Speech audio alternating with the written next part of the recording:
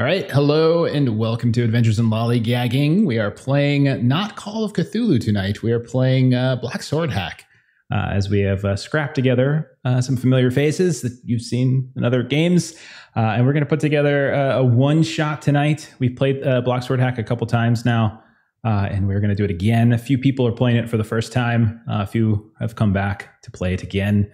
So we have two returning characters, but none of this is like ongoing. This is all just individual scenarios. If they happen to survive, they do. Somewhere, some Steven's character in pieces is scattered about a jungle as he thinks his character is still alive. It's not, but it's good. It's true. It's good. It's good.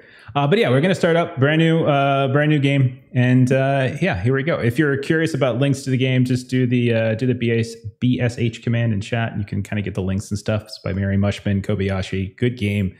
OSR, super simple. A lot of cool little bells and whistles that sort of take it a little bit above and beyond, and give it some longevity, I think. So we're going to jump right in. I'm not going to do any of your normal roundtable character introductions, and we're just going to dive in and start her up. And I'm going to throw them into a scenario, and that's just how this is going to roll. So here we go. You all are passengers on a ship funded by a company called the South Traders Consortium. The ship, let's call it the Kaleidosynum. I think that makes sense. I think that's the best name for a ship you can possibly have. And you're all heading back to civilization. Some of you have come recently from a horrible jungle coastal town by the name of Tides, and others from elsewhere. It's a very large ship. It's made for cross-sea travel in ways that many other ships aren't. So it's not it's a rarity to come across these ships on the seas. There's not that many companies or countries that have them. In addition to the ship's crew, which you are not part of the crew, you are passengers, there are plenty of other travelers. There's various merchants, there's missionaries, there's mercenaries, all with business. And where you're headed, this twice sunken city is where you're headed. For the past day, while you've been on the ship, the seas have been quite rough. And you have been beset by storms, and storms so black that they've been enveloping the sky, drowning out the sun, just pelting everybody with rain. And so as we pan over and look at this large ship with its crews just running back and forth, trying to keep things in order, trying to keep things from tilting or capsizing. We're looking both above deck and below. We're going to do our little intros this way. So where do we see your character? What do they look like? And what are they doing? So we're going to start with Jeremy, with Cassius. I already rolled this. Cassius Vanrick. Where do we find Cassius as we're just panning over the ship right now? As the rain's pelting, it's terrible conditions. Okay, so no damage to the ship or anything like that just yet so far or anything. There's probably a little bit. Not total. I would say nothing that's going to destroy it immediately. Okay. So Cassius, part of his face is still kind of handsome. Some blonde, blue eyes, blonde hair, but most of it's just burned terribly. Largely his own fault. Sometimes other people's fault, and that's fine. It's fine. Legionary armor with wires of electricity, slightly dangerous technology, and it's okay. What he's going to do is he does see that there's some damage to the rear hull of the ship. Near where it would steer. He's not a naval person, but he's going to try and fix that. So he's actually just going to attach a rope to himself and just dive in the water. But before he does that, he remembers to put on his breathing apparatus, which is horrendous. It's basically a face hugger, so to speak, that he's realized he can pull out the reproductive organs and use some flesh crafting to attach some boar lungs he recently obtained. And it likes to adapt to the host to make sure that you don't die. So it actually it helps him breathe with the air stored in these lungs. And it just continuously mates with esophagus, but it's fine. It's fine. And he dives into the water to try and fix the boat. Just glosses over a very important detail there. Are you still on the deck, or are they lowering you down? I think they're lowering me down because I'll be able to breathe underwater while I have that on, and I can try and fix underneath the ship. Okay, so the first thing we see as we come up the rear of the boat, we see Cassius being lowered, ropes and lines tied around him for safety. He's got that horrible mask, And you were trying to repair, because you're right. It's almost been rudderless. Like the ship has been struggling right now. It's listless in some ways. We're going to pan over and we're going to keep going as we zoom around this ship. And we're going to check in with Lark Tanley. Melissa, where do we find Lark in such a state? In what state do we find her? And what does she look like? Can you tell us about her? Hello. So you find Lark. She has got her long red tresses are all sort of knotted up overhead. She is cool as a cucumber. She has been through things like this before, and it certainly appears that everyone is just kind of losing their minds. She's very unclear as to why. And so she is the person when everyone else is trying to do their job. She's just telling stories and asking questions. So she's going to just go up to sort of the nearest person here. And she's going to be, you remind me of a gentleman that I once ran across on a very different shipping vessel and a very different kind of mission. But, that gentleman certainly could hold down his liquor. And you can hold down your liquor too. I'm assuming, certainly. And when that person starts ignoring her, she just sort of moves on to the next. They're cradling a bucket below deck, and they look up at you. They have yesterday's gruel in their beard still. The tail end of a sunburn. What? I can tell you about. And then they look back up at you, and you're gone as you've moved on to someone new. Are you below deck, do we think? Sure. Yes. Okay. Below deck it is. We continue to pan around then. We see some of the busyness happening down here. We see some of the spice merchants, the missionaries. We see the mercenaries are all kind of in their own little cliques here and there. We see some of the crew down here as well. There's places where water is either spilling down from above or seeping in through what looks like places on the side of the boats that need to be repaired. Things are falling off shelves as we go back and forth. And we check in with Chuck. Chuck, can you pronounce your character's name for me? Why, yes, the name is ttrpg. I am from a decadent background. I was resting in my personal cabin, and I don't know what all this hubbub is about, but my taters are rolling all over the place, so I come out to see what's going on. That's right. The legendary ttrpg demands you steal this thing, because you ever try to run a deep fryer on a rocking boat, it ain't going to go good. It ain't going to go good at all. So we told you that you can't have your fryer out on the night. It's a fire hazard, and if it catches, we're all in trouble, Fire. What's your name there, son? Me? My name's Eric. Eric? I would kindly appreciate it if you would just shut the hell up. Duly noted. I will let Captain Mira know that... it's all right. I've got it myself, and I'll head on out, find Captain Marin. Okay. So you ttrpg will not be deprived. Chase up on deck, sir. You might want to get a light as you just walk away from it. You might want to put a light on yourself so you don't fall over. And you go up and you can see, again, the deck is it's back and forth. You can see people slipping, sliding. You see they're trying to get various crates or barrels locked down here and there. You can see all these different cables just swinging left and right. There's a dozen or more folks up here that are struggling. You can see up steering the ship is Captain Amira, a woman in probably her 40s, bright red hair. Normally she has this grandiose pirate hat on, but in the state of the wind, it is currently on the back of her, on her back, connected to her neck by some kind of cord. Quite a predicament. And so we've got ttrpg and up on deck. That's right. Cassius hanging from a cable along the back of the ship. Lark below deck, trying to talk to people and tell them stories while they vomit from seasickness. Where would we find Slaying the Fire Eater, Kipser?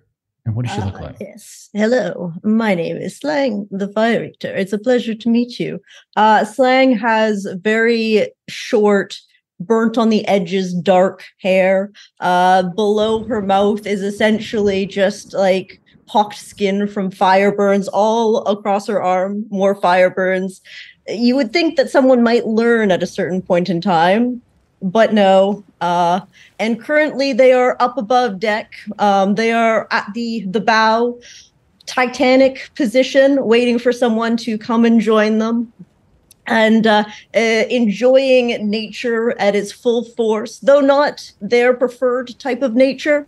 Still, I welcome I welcome nature, as I am Slag the Fire Eater. I bring fire to the ocean. Okay, so we've got Slang in the front, so the bow of the ship. We've got Cassius, you're in the stern. Well, you're literally halfway down. Slang, you have your arms akimbo, just waiting for your Leo to come up. Mm-hmm. Would Dogmore be that Leo, Dan, or would Dogmore be doing something else? I was actually kind of contemplating that Dogmore is at the back with Cassius in case he needs to be shot for reasons. Are you just holding a gun down? I mean, helped. Oh, helped. Okay. I mean, helped. Yeah, that's what I meant to say. Sorry. Okay, so you're on deck amongst a couple different folks, a couple different crew that are trying to help Cassius. More than likely, several members of the crew are like, "Sir, you're not supposed to go down there. Captain Mira explicitly said she doesn't want your help on this, that you're probably going to just make it. Oh, he's going down anyway." Well, you might want to keep... That is what he does. Yeah, you've got a gun? You've got a crossbow, something we can shoot him with, just in case he ruins everything? Yeah. I mean, like, sure. It's fine. There's a hammerhead that's been following the truck. What I'm going to do is I'm going to lure it close, and then I'm going to stab it in the face. I'm going to make its body fill the hole, and then I'm going to burn it to seal it in there. Right. It's going to be fine. Yep. Maybe I'll shoot the hammerhead. Maybe I'll shoot him. We'll see. Okay. I mean, win-win as far as I'm concerned. Some random decade. We'll shoot them both. So as that conversation is happening, as Dogmore is talking with this random deckhand, Cassius is shouting up, "Slaying the Fire, you're up on the bow." And Lark, you're below. Theater Tot, you're starting to harass the captain. Slang, you're the first person who probably notices this as the various crackles of lightning up ahead on the horizon shows, first of all, like this undulating ocean, huge swells. But secondly, you see a silhouette in the shadows of the storm, in this sort of vertical-looking building. And you're nowhere near the shore. Like, you all are on open seas, but you see almost like this vertical building of some kind starting to appear. And you hear vaguely, it's very hard to hear over the rain, the sounds of folks shouting, some folks who have braved the mast, the crow's nest, and are looking out. And they're calling down, similar to what you're seeing. But it's at that moment that the crew, and I'll say Theater Tort, you see this, begins to panic. The captain immediately starts spinning wildly and shouting out orders as they're trying to rapidly and quickly change course. And it's then that all of you feel this sudden jolt as the ship comes in contact with something. Not the very thing that you saw on the distance link, but something else as you just smash into land, into another boat, into an iceberg, who knows. Anybody who is up on deck, which is everybody but Theater Tot, please go ahead and roll a dex test. Lark, you're below deck. Go ahead and roll a strength test. Okay.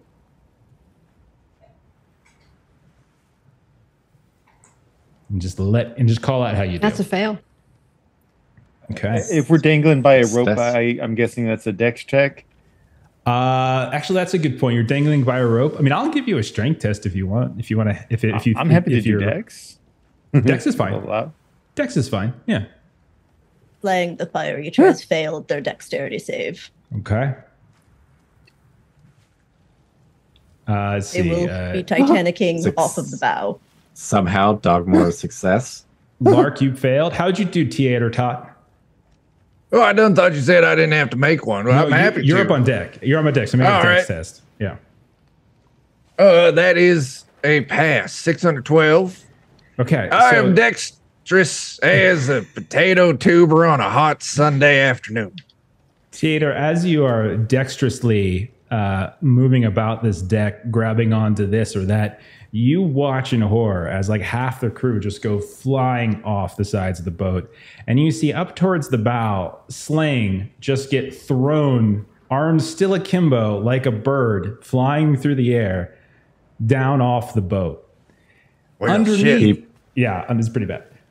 Below deck, Lark, you, on the other hand, you watch in horror as you're below deck, and there's you hear the sound of something crack, and you can see the hull has suffered some kind of damage, and this stream of water kind of starts coming through. But more than that, the jolt sends all these different crates flying, and you find yourself suddenly pinned down by about a dozen different heavy crates and barrels of various cargo, while the room that you're in is slowly filling up with water from the breach in the hull.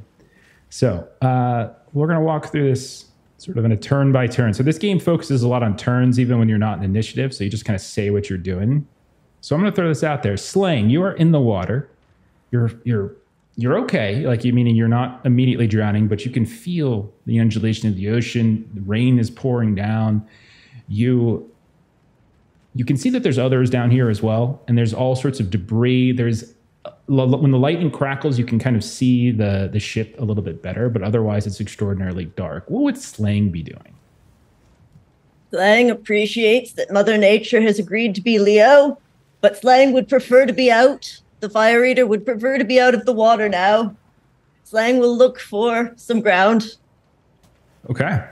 So in this game, there's not really a perception test necessarily. Usually if you just say you look for something, you either see it or you don't. It depends on whether it's there. You don't necessarily see like ground. There's no island, but you do see as the waves undulate, they break, and you see foam kick up, not against the actual boat, but it looks to be some sort of reef, perhaps, and that might be what you all have just slammed into. And so you can see there's a couple other people who also got knocked off that are trying as best they can to hustle over there. Slang the Fire Eater will also head in that direction. Okay, so you continue. So you're doing your best to swim over and try to get to that reef. Let's go to Cassius and Dog War. So Cassius, you managed to hold your test. Like, you passed your test, but in doing so, like, not everyone up who was actually holding the rope does. And so you're still in the seat, you're still clinging to the rope, but suddenly you go just plunging down into the water, and you feel yourself just splash below the water. As long as at least one person is holding the rope, you're fine.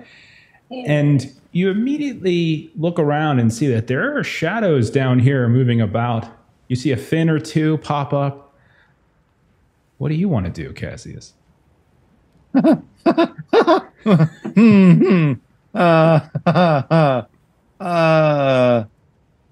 suppose a fair question I would like to ask is the flame lance invention? I'm guessing that doesn't work underwater. Is that a fair guess? What does it do exactly?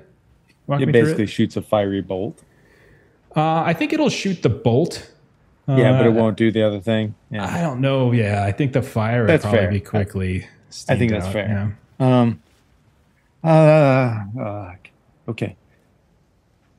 Okay. I don't like it, but I will acknowledge just the basic logic that I don't know how to make the boat go. So if the people that make the boat go die, I don't get where I want to go. So I should make sure these people don't die.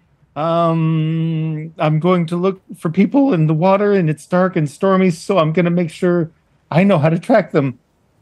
I'm going to flip down my little visor.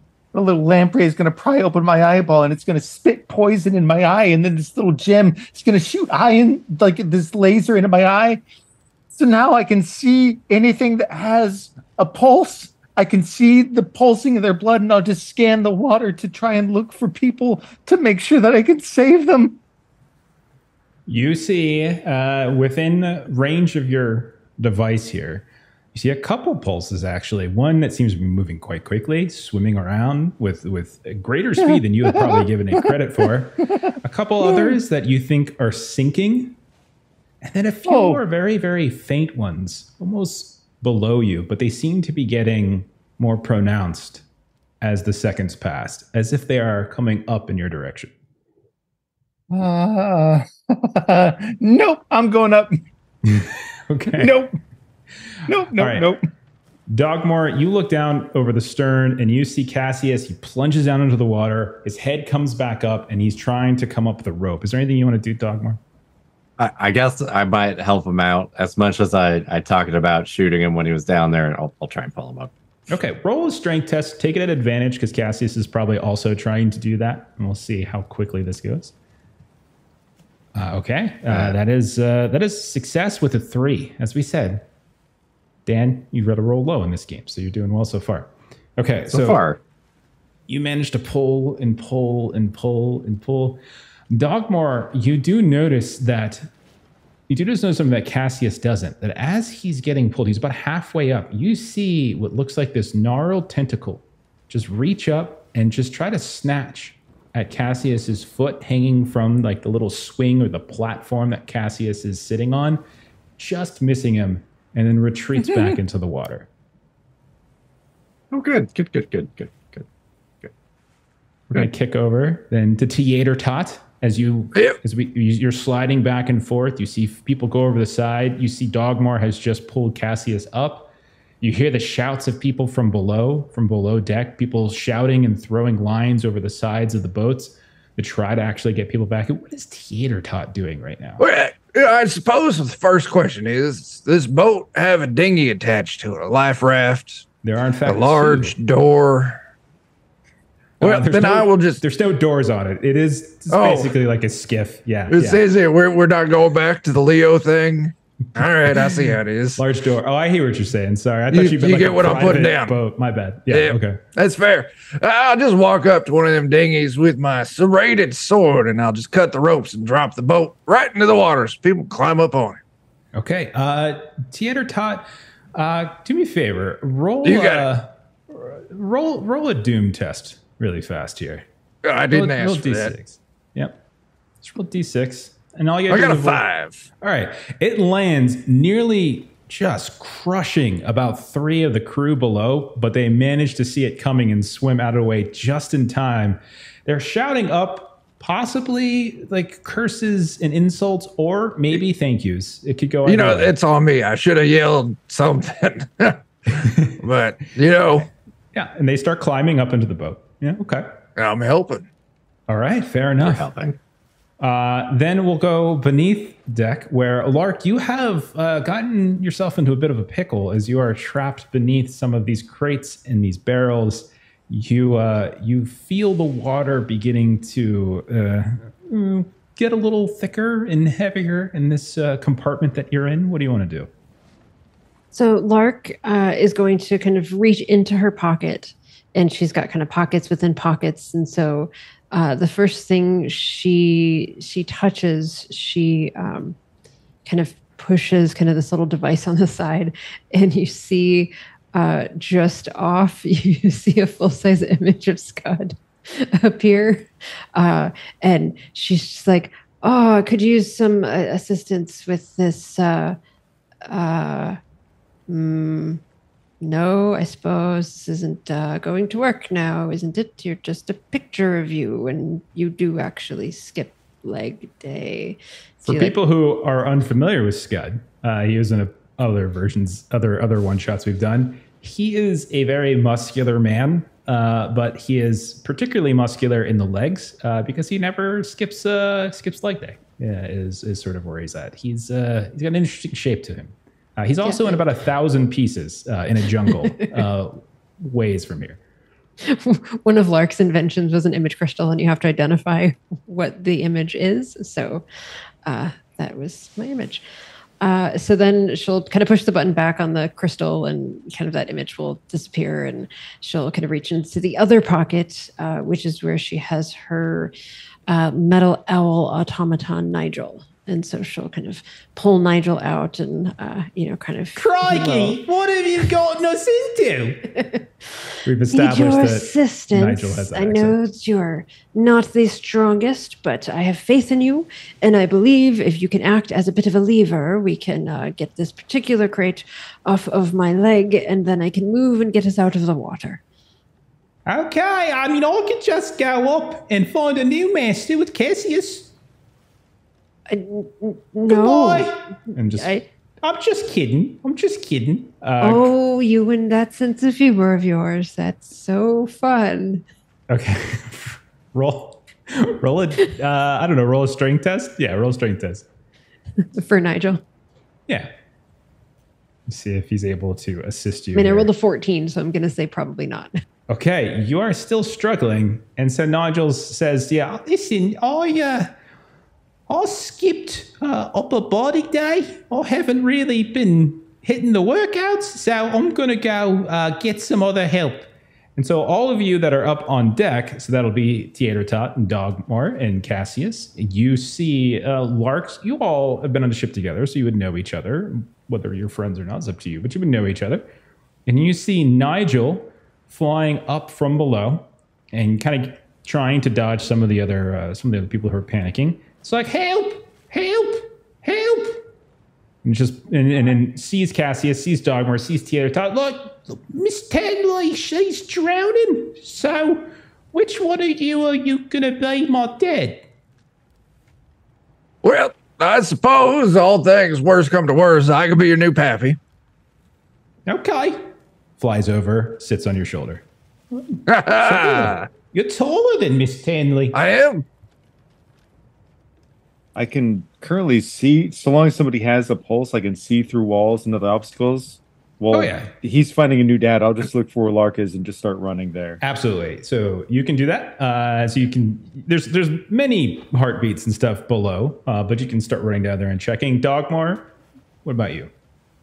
I mean, we got more people who are overboard, so maybe try and... Fair enough. You know, maybe we can save Slang. Okay. So when you head to the boat, to the side of the boats, you look out and you can see that there's about, 7 or 8 folks that have, in between these intermittent lightning crashes, you can catch sight of them as they are swimming, it seems, to a reef that every now and then pops up out of the water when the water explodes against it. And you can see one of those is Slang. There are a few other folks, some missionary folks that you've seen from the ship, and some of the merchants, the spice merchants and things. You can see them on there.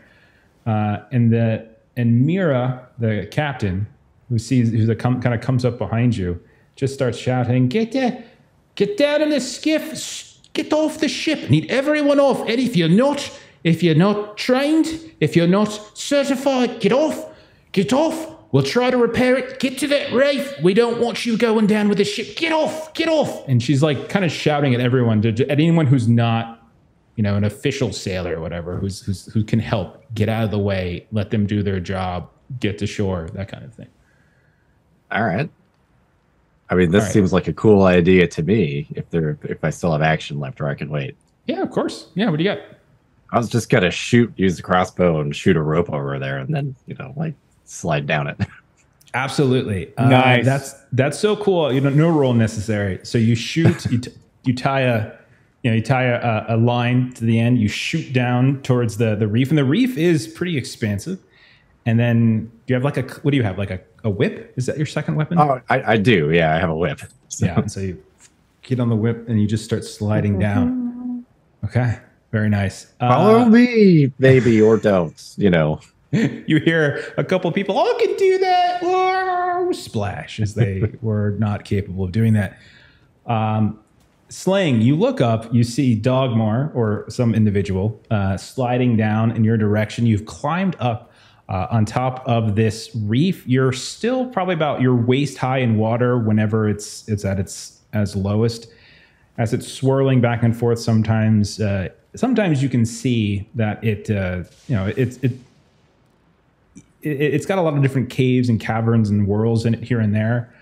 But as you're standing here, one of the other crew or one of the other passengers, they say, "Look, a light!" And they're pointing up. And when you follow their, where they're pointing, you see this in the center, or at least just maybe 100 or so feet from where you're at. That same building, that same little vertical image that you saw when you're at the bow of the ship, there it is, and there is a light maybe about 70 feet up in the air coming from Flaying the Fire Eater was about to attack the evil seagull that was descending upon the survivors, but has decided to move and will now try to get the survivors to the light and ignore the evil seagull coming down upon them. How do you want to get them there? So essentially, we're going to try to... The water is pretty turbulent right now, so we're hoping to try to use some fire to burn where we think the rocks are to try to make them visible for a brief second to know where to step. Okay. Just boil the water. It's probably going to be quite uncomfortable for everybody else, but I've burned most of my body. Okay. And I'm okay with that. You're using your fire spirit for this? Is that the idea? Yes. Let's go for a little bit more fun here. Let's pull out the fire spirit. We'll just have a giant just a dude's face comes out behind me and starts to spit fire out of its mouth in a beam where I point. Okay. Roll the doom die. Let's see how well this goes. We'll go with this one. I rolled a 6. Okay, you're fine.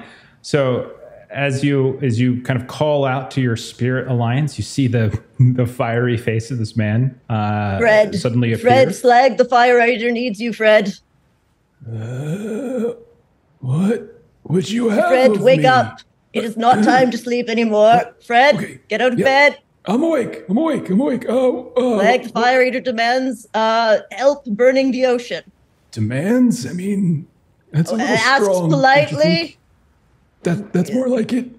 All right, well, burn the Slag, the ocean. Fire Eater would request politely that you burn the ocean.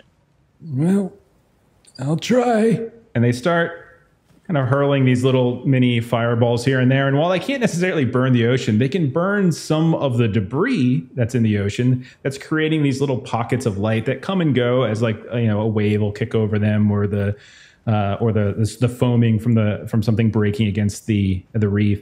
What you notice in this slang is a couple of things. You notice that the reef kind of arcs, and it doesn't seem to lead towards the spire. It just seems to kind of arc around it, almost like it's as if it's like kind of creating like a circle or a radius around it.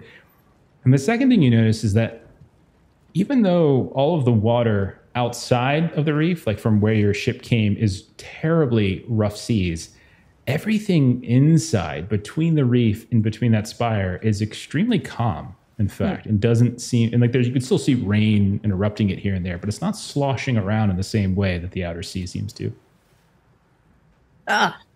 Fred, I thought you were more powerful than this. This is not the ocean, but What? I think that, yes, I'm disappointed. You can respond now. I burnt stuff. Slag, the Fire Eater appreciates your efforts, if slightly less than they anticipated.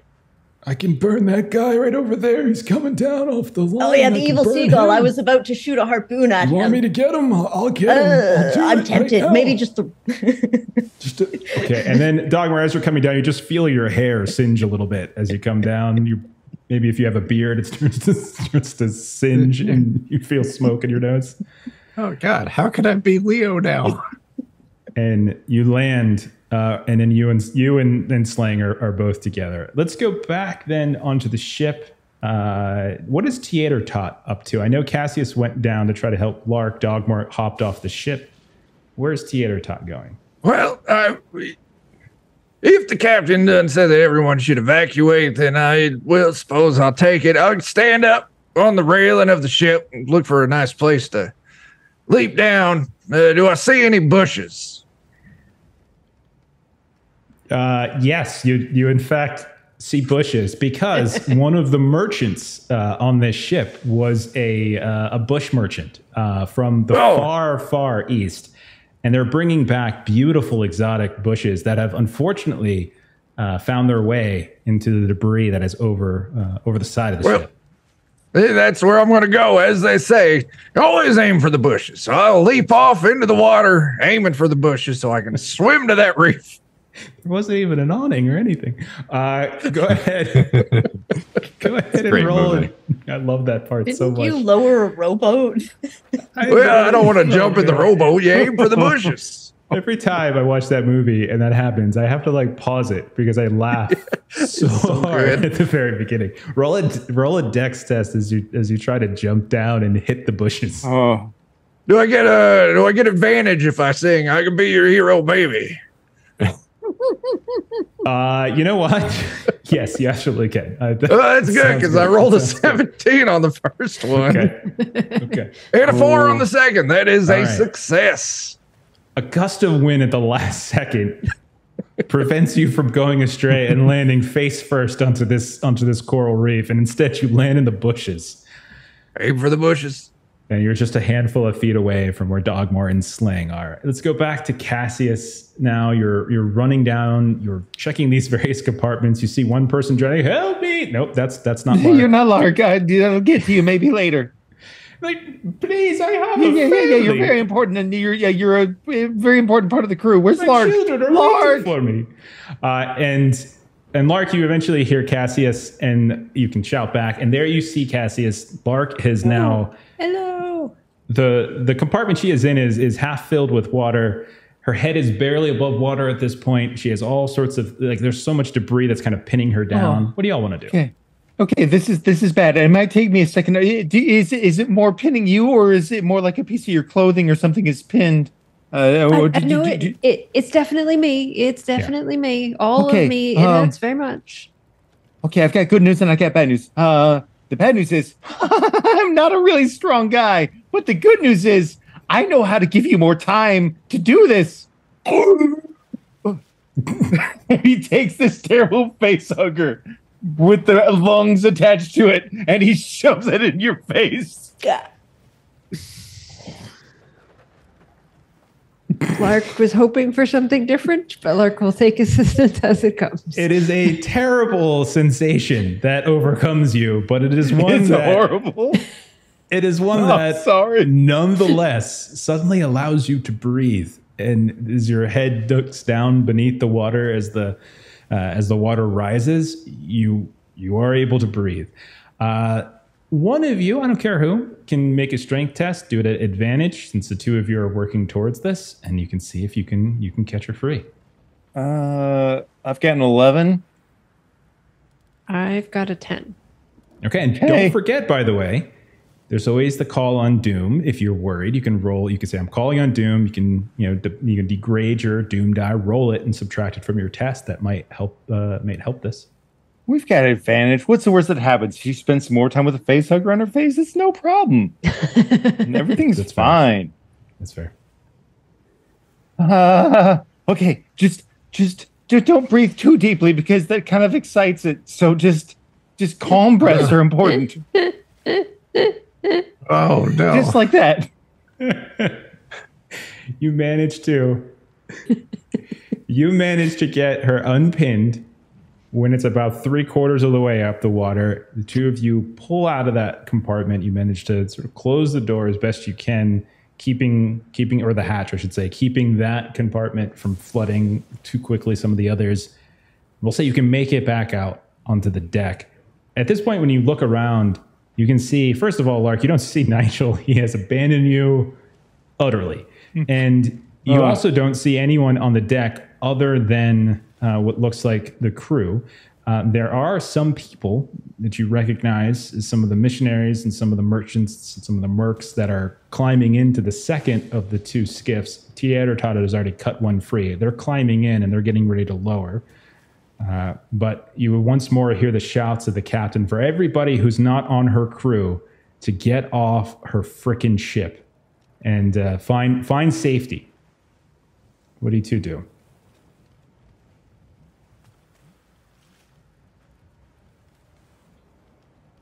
Lark and Cassius is the two I'm referring to. Lark still has this whole thing over its apparatus over her mouth. You see that Cassius strangely kind of wants it back, but then he sees you're kind of injured. Like not injured, but like you just had a bunch of stuff on you and you look hurt. And he kind of wants it back, but he doesn't. You can keep it. It's fine. It's fine. You keep it. And she, like, now that she has access to oxygen, she definitely sort of like gives you looks like, get this thing out. Oh, well, I mean, if you don't want it, okay, great. And he just jumps in the water. You jump. Oh, you're just gonna jump over into the water? That's it. You're not okay. Roll a dex test. Lark, how are you getting down? A lot of debris, other things in the water that you might land on. Cassius, take 3 points of damage as water is not the first thing you hit when you go down. There's a It's a good thing that I've got this legionary armor and just a body full of scars, so I don't feel all the pain because I burned away so many of the nerves. You smash through this coffin that someone was apparently transporting back to the Twice Sunken City, except as it smashes open, you realize there's no body in it. It's just a series of coins and treasures that are now spilling out, some tumbling down to the bottom of the ocean. The coffin is breaking apart, but you might be able to grab a few things if you wanted to try. I mean, if it's right there, why not? It'd be waste not, want not. All right. So Lark is going to look for Nigel and try to find where Nigel is. Lightning crashes, and you see Ttrtot, Dogmore, and Slang amidst what looks like a small little field of fire as some of the reef and some of the other debris has been inexplicably set afire. And you can see the lightning reflecting off that traitorous owl of yours as he sits very comfortably on the shoulder of Ttrtot. And you just see Lark just like... She goes from just being so glad that this breathing apparatus is off of her face, and you just see just sort of the color drain as she just sort of is like, you little bird, you. And she just like cannonballs off the side of the ship. Roll a dex test. Cassius, I'll say the most interesting thing you find is a very beautiful, very intricate ivory flute. So go ahead and put that. You can just put that in your inventory, which is cash, basically. It'll convert to. Or you can play it if you want. Lark, how'd you do on that dex test? That's a nat 20. That's a nat 20. That's a nat 20. All right, two things are going to happen. First, take 3 points of damage. Secondly, because it's a critical fail in this game, whenever you roll a critical fail, you have to roll your doom die immediately. So go ahead and roll that doom die.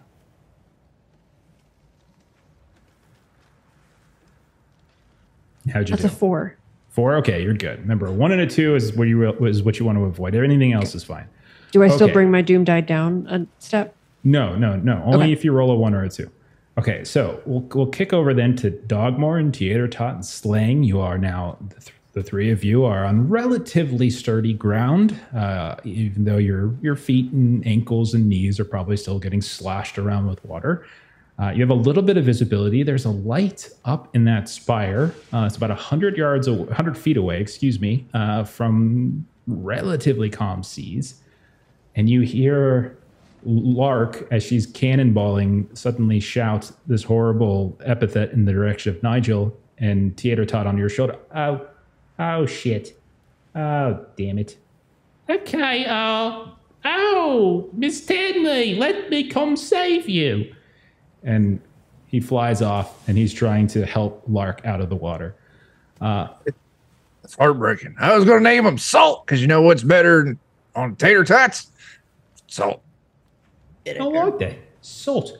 Miss Stanley, can you call me Salt from now on? I'm not going to be calling you anything at the moment. I'm in trouble, aren't I? Okay. And we'll say at this point, all of you have rejoined one another on top of this reef. And I'll turn it over to you. What do you guys want to do? Like the fighter eater recommends that we just swim. Where are we swimming to? The middle way. I mean, we got to hold our arms like that while swimming. Because I got to tell you, it's weird. Very important. You have to wait for your Leo. Oh. Do we paddle while we're waiting for our Leo? What's the leg situation? Kicking, definitely. Slag the Fire Eater recommends kicking while swimming with your arms like this. Okay. So Kicking hard. I'm Go good. ahead, Dan. There was a barrel that some of the treasure came out of, right? Maybe So, while I was swimming. I swim like this, and you swim like that, and then like we're a pair together. A synchronized positioning. Yeah, that's right. I think that's how it works. Oh, then we must also great. smile. I'm going to grab something that floats and hold on to it while I paddle. So, Cassius, you grab a barrel, put your arm over it, you're floating, and you're kind of swimming with one arm. While you're doing that, you do see a skiff being dragged over top of the reef, plunged into the middle of that calm area. A couple of those folks are starting to row past you. And you see this very, very old man. He's just, a holy man of some kind. Would you care for a ride, Mr. Van Rick? I would love that so much. Did you know there's things swimming in the water underneath and they move so fast and they're so much faster than me? I'm pretty sure they want to eat me, and I would love to get up there with you. Oh, don't be foolish. You'll just see. And you see, as he's saying that, a tentacle rips up out of the water, wraps around his neck, his eyes bulge, and he gets pulled over the side, disappears beneath you in the calm seas. I guess you don't need your spot anymore. Lark is going to grab her Inquisitor's longsword. Okay. And she is going to stare at Nigel and say, "This is what you do when a friend is in trouble." And she's going to dive off the side and try to cut the tentacle off of that thing and save the man. Oh, boy. Okay. Fantastic. Roll. Okay, you're diving underneath with the sword. You're trying to hack at the tentacle.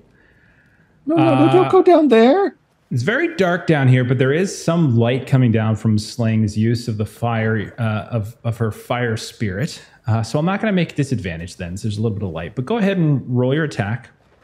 And hang on, let me get you the penalty. So in this game, the difference in level between the creature that you're attacking and yourself, if they're a higher level than you, you have to add it to your roll. So that accounts for like the difficulty of it.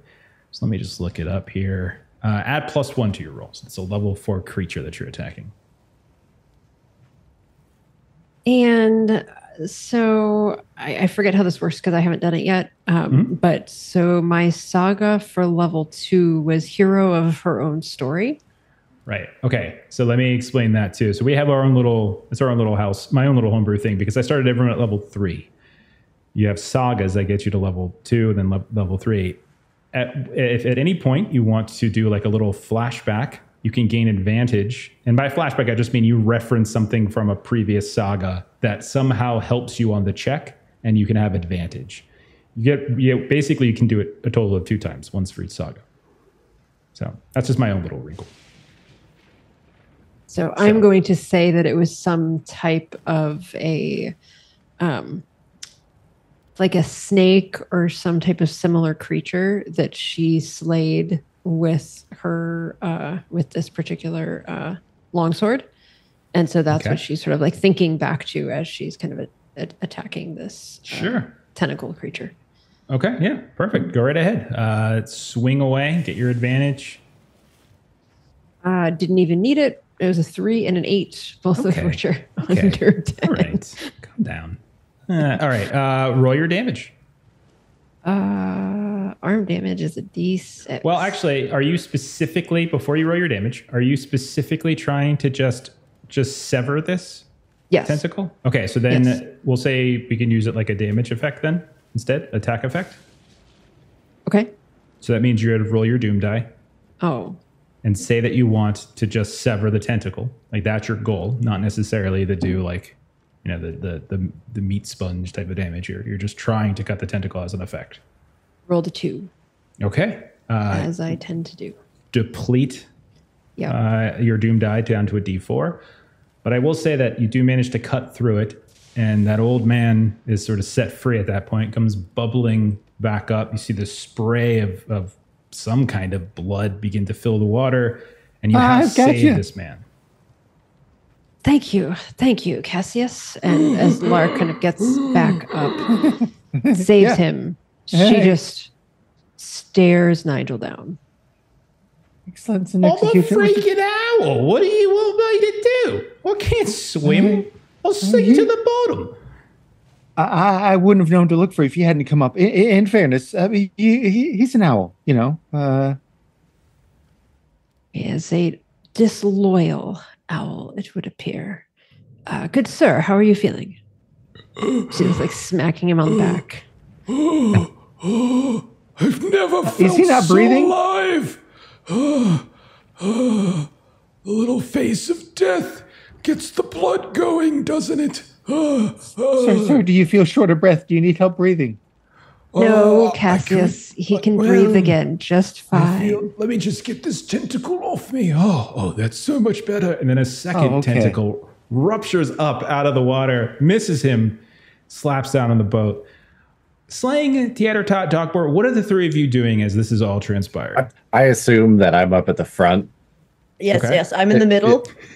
You guys are you on the boat or are you swimming at that position? Oh, we're swimming. Okay. All right. We're synchronized swimming. That's beautiful. That's beautiful. You look off got at the the left. top, There's a the series middle, of and the judges. Yeah. Okay, so the two of you are swimming. You seem to be swimming without any difficulty currently. Theater Todd, is there anything This is you're very doing? easy for us, Slag the Fire Eater says. Nothing can go wrong. No, we seem to be having a great time. Well, I was going to try and hitch a ride on their boat with the whole tentacle thing. Oh, yeah. I'm just going to swim it. Okay. Slag the Fire Eater agrees. You can be the bottom of the formation. Yeah, join us. I will be that. I got my arms down, and it's we're like Red Hot Chili Peppers, just Exactly. in the water. Yes. The three of you, since you are swimming, go ahead and roll int tests as you swim past. Int? We'll call it an int. Oh. Yeah, as you're trying to... Okay, I found my cursed dice that always roll low. Oh, dear. Here you Fast. go. Roll low or roll bad? Roll low. Oh, That rolled a 9, which is my int. What happens if I tie? that is a still fail, a fail. actually, in this game. Yeah, it's a roll under game. Oh no, Yeah. still unlucky. Oh, still unlucky. Oh, How did Dog War and Theater Tot do? Can I do it? Fast. You can do the call and doom thing. I don't remember if that's before or after you roll, but yeah, you can go ahead and do it if you would like. It's an automatic. It's an automatic depletion though of your doom die. No, I'm not going to pull a Melissa. That's okay. I'll just take a loss. The shade. that's some strong Ouch. shade. All right. Oh. Dogmore failed, I see. Yep. Theater Tot, how did you do? I'm good. You saw it? You passed? Okay, so I passed. I'm full of taters. Those things float. It's not barrels, it's just giant taters that are just floating. Yep. Tater tots. Okay, so the three of you are swimming. Theater Tot, you catch sight as the lightning, crackles above, periodically like illuminates a bit of these very, very dark waters. And you swear you see, as you're looking down, shapes moving about, eyes looking back up at you. Relatively big eyes, kind of yellowish, glowing, and then they kind of dissipate as maybe they were reflecting some of the light coming down from the lightning above.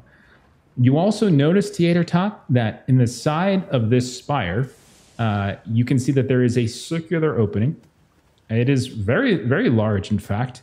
Most of it is above the surface of the water, but some of it is below. It's entirely circular, and it's not intended to be there. It looks to be like a crack in the wall, but it's almost perfectly circular. You see these little cracks like radiating out from it, almost like spokes.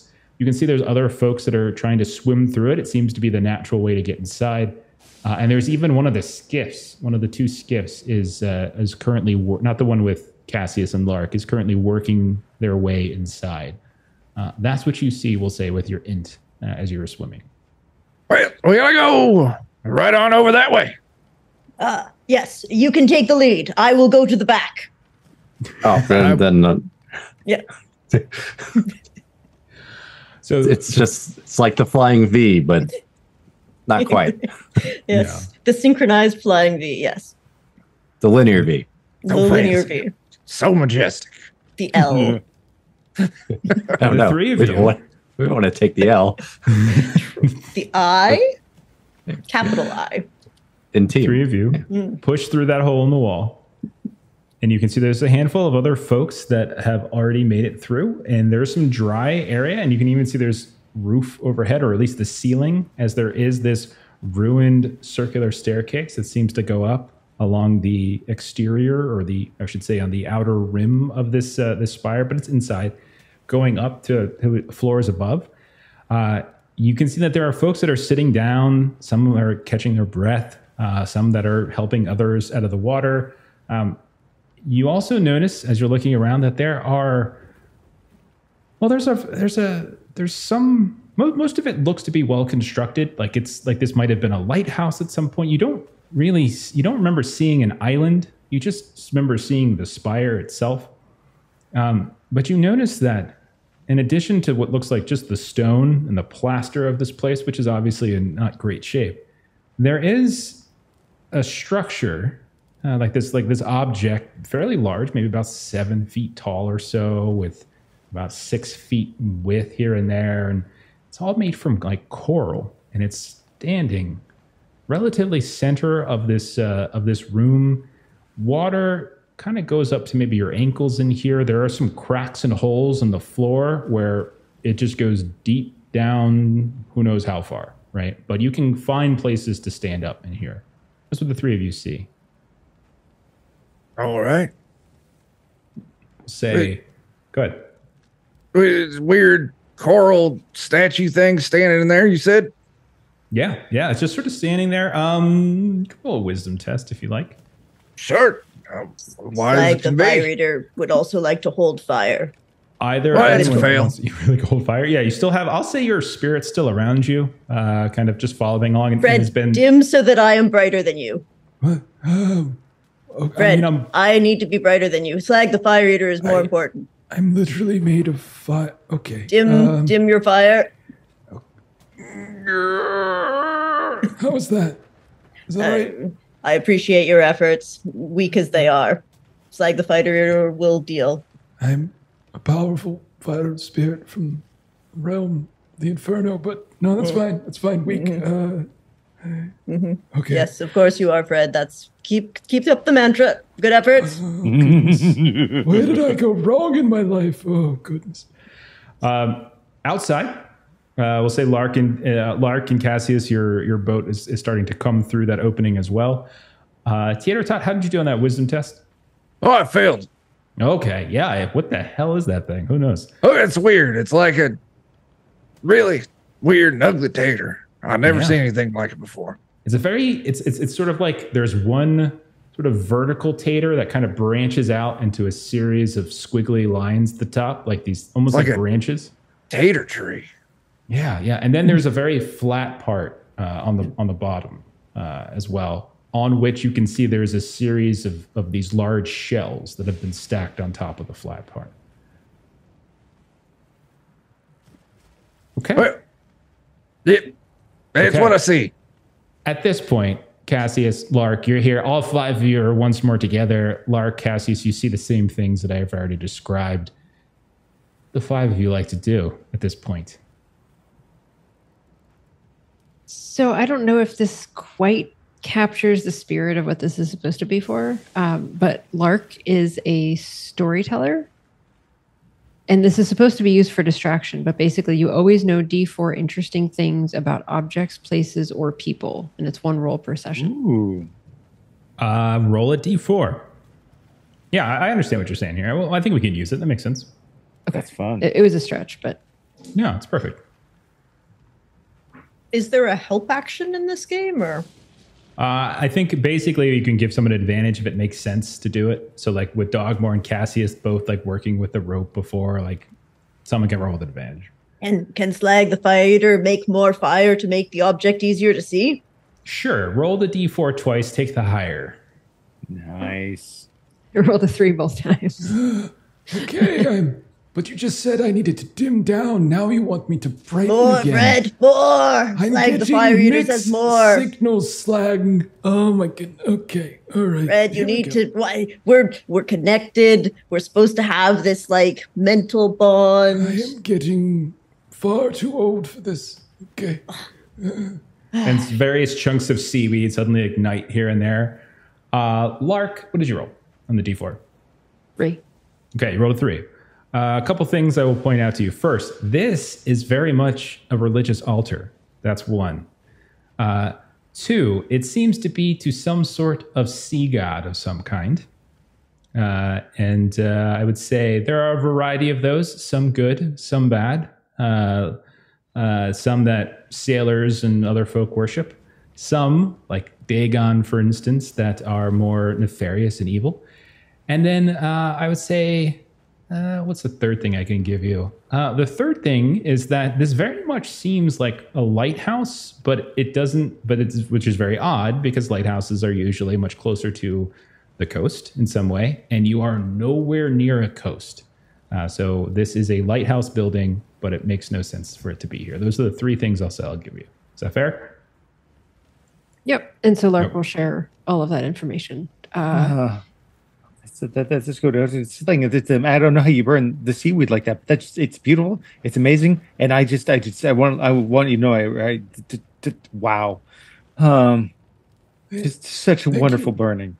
That's very kind of you. I usually don't get such Cassie's probably can't positive hear Fred. reinforcement. You can't hear it at all. I'm just saying it all to slang. Oh, that's right. You can't hear.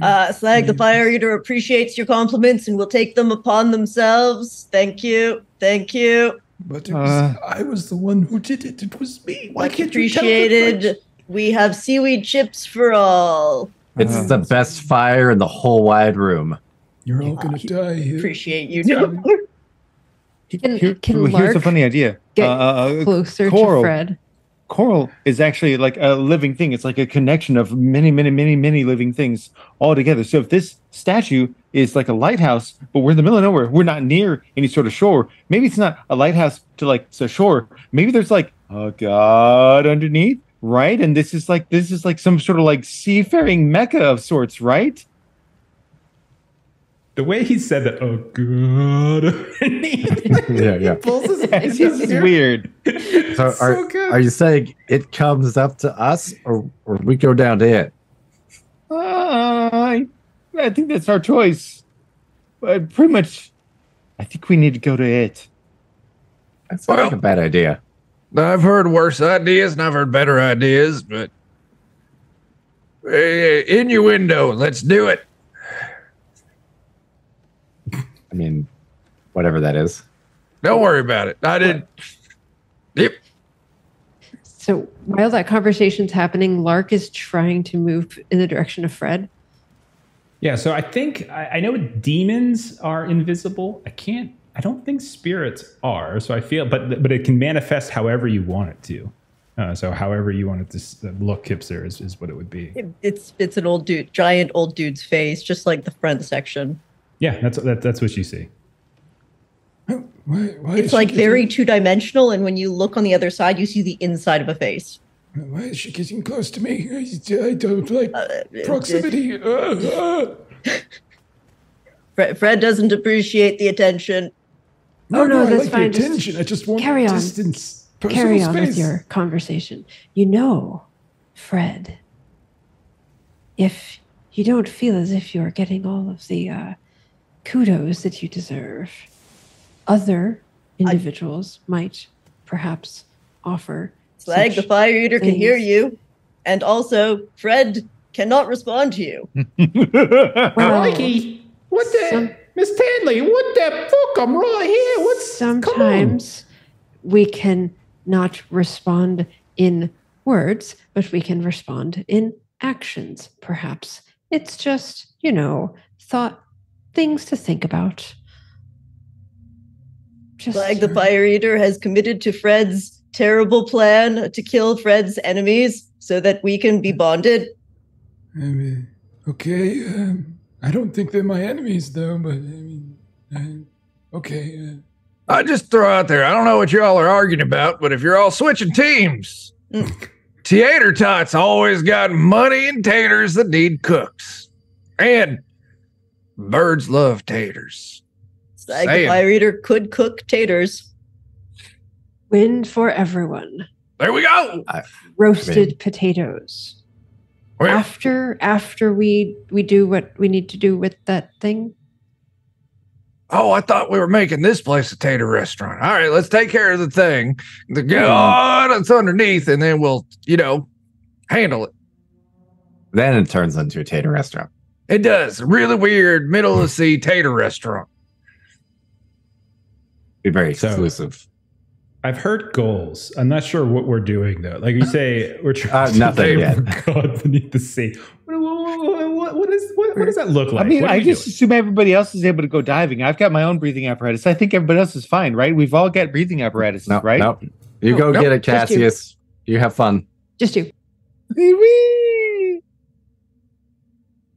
Cassius does not have much. I don't have wisdom They will look around the altar some more and Got see if there's dex. something. and intelligence and no The- common sense. The only thing you see really around this altar are these shells. There's a series of kind of large conch shells, basically. Like, are they in like a pattern or facing a No, direction? They just seem or- to be laid out. A couple of them just seem to be laid out in a row on top of the altar. like, so like a small to large, or they even No, sizes? they're or- roughly all the same size, but they're not identical. Okay.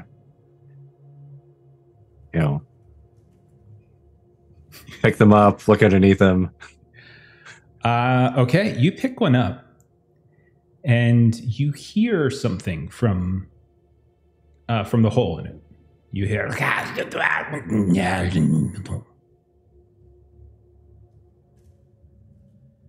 Hello?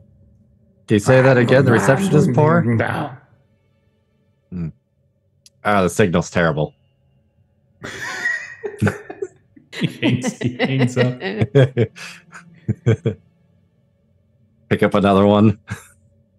You hear slightly different accent.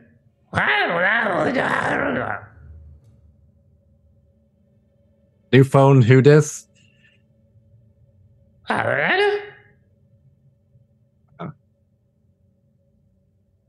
Hangs up the second phone. Just keep going until one of them makes sense. So you pick up the third phone. You hear a much deeper voice. Oh, okay. All right. So we got like a high, a medium, and a low so far. So I guess we'll just hang up on him without saying anything. Okay. At this point, you do hear a scream further up in the tower. At this point, you hear up like maybe a flight of these stairs as Dogmore is looking through these conch shells. Well, that was the weirdest sounding lightning strike I ever heard. We better stay down here just to be safe. The one that said IE. Was not a lightning strike. That was a scream. We should go investigate. All right, you Nigel? won me over. It's like the Fire Eater. Come reluctantly on, Salt. agrees. We got work to do. Nigel? Crikey! Oh, now you want to be my friend. A second ago, you were trying to get yourself a fire spirit who doesn't even want to talk to you. Maybe I will go over to Mr. You know what? A second ago, you were on Tater Tot's shoulder, and that's great because he wanted to call you Salt, and Salt on Tater Tot. That makes sense, right? But deep down, you know you love Lark, and Lark loves you. So let's go up there because they're screaming, and the thing that's causing the screaming probably has valuable components that I can harvest. You know how And we our could save somebody. children have pacifiers to shut them up? Why don't you take your little thing? And he's like motioning with his wing towards your mask and just shove it right in your mouth and just, back out of this conversation. Did Cassius just put the mask on Nigel? Did you put it on him? He doesn't breathe. It's a very interesting sensation for him. He starts to swell a bit. He's like, Are you gonna be nice to Lark? Are you gonna be nice to Lark? Huh? Are you gonna bird? Are you gonna be nice to Lark? Good. Crikey. And he flutters over onto Lark's opposite shoulder, as far away from Cassius as possible. And he just whispers in your ear, Lark, "He's crazy, Miss Tantley. He's gonna get us all killed." He saved my life, though, when you went off and made friends with Senor Tot over there. He saved my life, so I do owe him. I'll tell you. But I fetched help for you. You fetched help and then you stayed with the help and you left me to die. But maybe if there are things up there, we could get you. You've got that little wheel. I'm just going on ahead. We'll get you an upgrade. Screaming.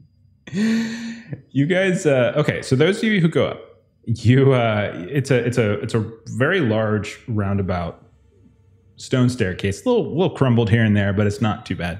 A couple steps feel a little unsturdy, but nothing gives way. And I think the fire eater would like to human torch and then fly. Oh, absolutely, yeah. And so, so Fred, are you just hanging on to Fred as Fred flies up? Is that what it is? Well, I was thinking the Fantastic Four, full human torch. Why do all the fire mutants able to fly? Who knows? But we're just going to fly, and Fred can probably trail behind slowly. Limping up the stairs. Oh, yeah. My hip is set. Oh, it hurts. He has to walk. I can fly. So she's marvelous. Those of you who get up here, you look around and you see that there are two people laying on the ground. There's one person that is cowering in the corner. You see, for lack of a better term, it almost looks like there's maybe about 24 cradles in here, like a nursery. It's all wet seaweeds dangling from over top of them, and you see these little bits of shells and glowing lights that are kind of dangling in front of them. And you see that in addition to the people that you were on the ship with, two of which are on the ground bleeding, one of whom is back, is sort of hiding in a corner. There are several other figures in here that look different than your normal. I'm going to show you guys tokens on the desktop. They are bipedal. They stand somewhere between about 6 and 7 feet tall when they're standing up straight. They have these big, giant yellow eyes. They have scales that are glittering as the light from the fire eater reflects off of them. One of them is hacking away at the body of one of your shipmates that's on the ground. Two more are currently closing in on one in the corner that's screaming for help. I think it's time to go into initiative. All right.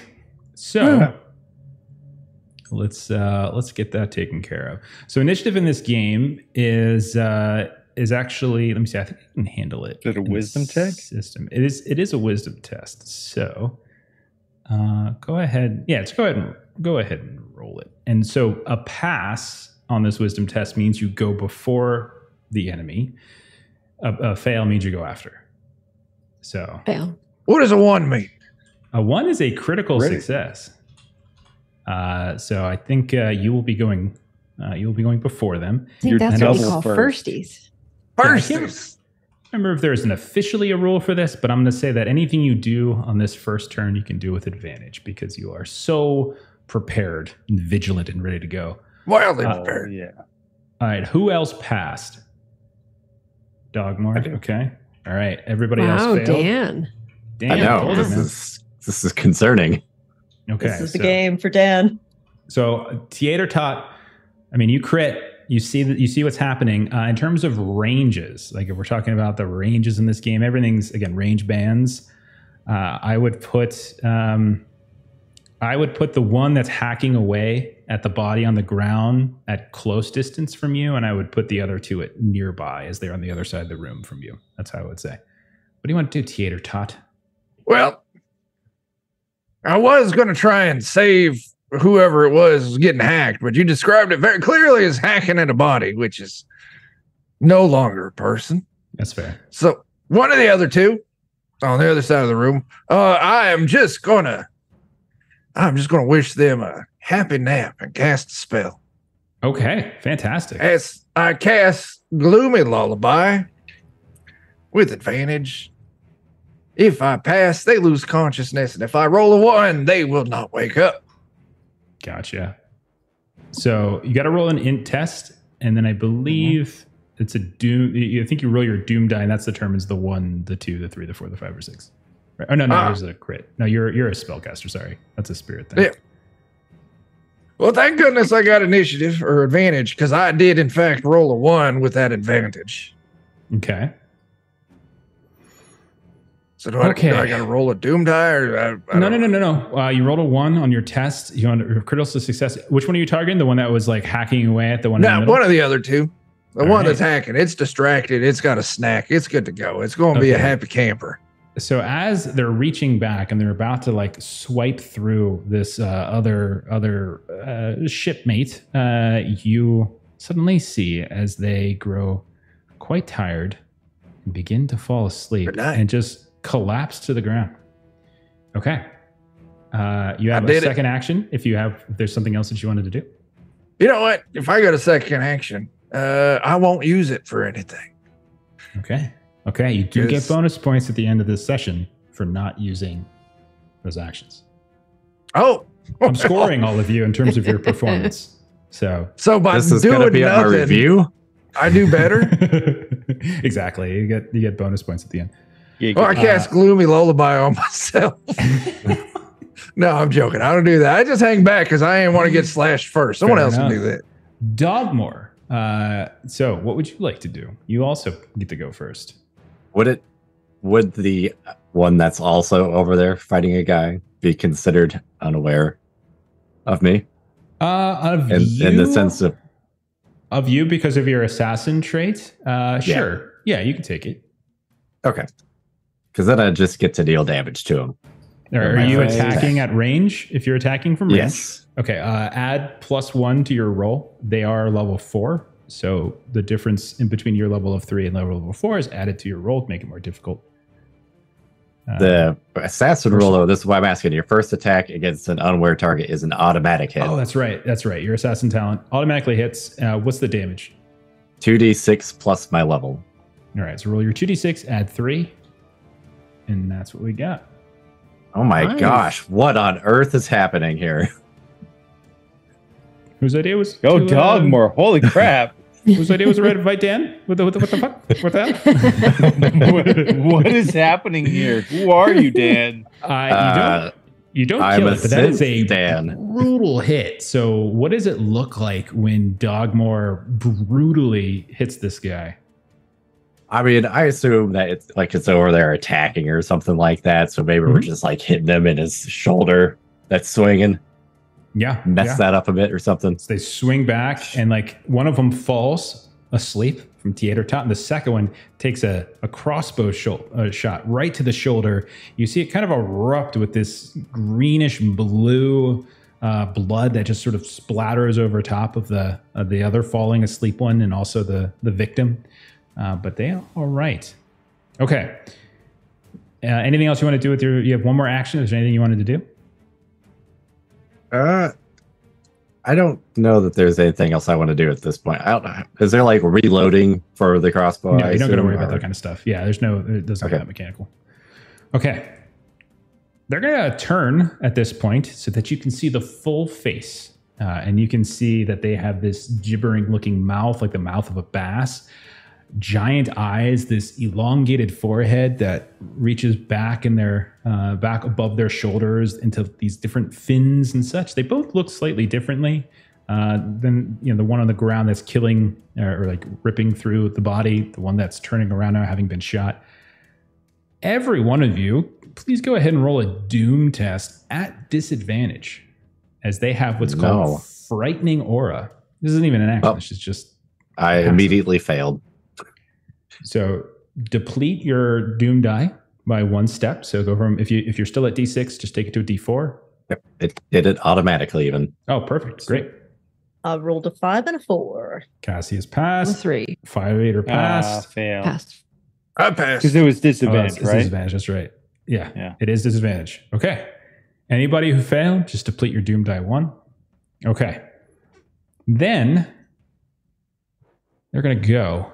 So the one that has been hacking away is going to leap up onto a counter that's next to one of these cradles, and it's going to hurl themselves at probably one of the two people who have already gone. It's going to be at Dogmore. Here it comes. They are going to, with their mouth wide open, dripping blood from whatever other person that they have been gnawing at, is going to attempt to bite you. So in this game, GM doesn't roll. Everything's rolled by the players. You can choose to either parry if you have a weapon that can use parry, or you can use dex to dodge. You have a crossbow in your hand, right? Yeah, so probably a dodge then. Yeah, probably dex. So roll dex. Again, there's the penalty of the 1. And you manage... That'd be fine. Okay, you dive out of the way, and they go sliding across the floor and turn around on these webbed feet. But you do manage to dodge. The other one on the other side of the room, who's at nearby, will move to close the distance. We'll go after T8 Todd, I think. So they've got this is the one that's got the bolt coming out of them. And it's the same thing for you, T8 Todd. They're trying, I'll say this one's going to go after you with claws. So it's going to try to, with these hideous-looking gnarled claws, swipe at you. If you have a weapon, you can roll parry if you want. If you would rather just dodge, you can roll dex. I'm just going to dodge it. Go for it, man. And add 1 to your roll. Success. I roll a 2 out of 12. And you as well, just kind of tucked behind one of these cradles, and it manages to slide across. And so I would say now both of them are essentially close. So it's just one big melee with everybody. Now, rules as written, the way initiative goes is that you kind of go in a clockwise order, but it doesn't really work for stream. So I just say go whoever. So Cassius, Fire Eater, and Lark, whatever order you want, just call out when somebody has something they want to do. I would love to stab the injured one in the back. Go right ahead. Absolutely. Go stab them. That's what good guys do, right? And I'm a swordsman, so I can use my dex. That is indeed what they do. Oh, it's a 1. Oh my. Okay, so critical successes on an attack in this game. First of all, you get full damage from your roll. So what's your damage die? 6. Is it just so you get 6 points of It's damage? just a gladius. He just pulls a gladius out from his legionary armor. And now, in addition to his back. In addition to the full damage, you get another damage die on top of it. So roll another d6. I love it.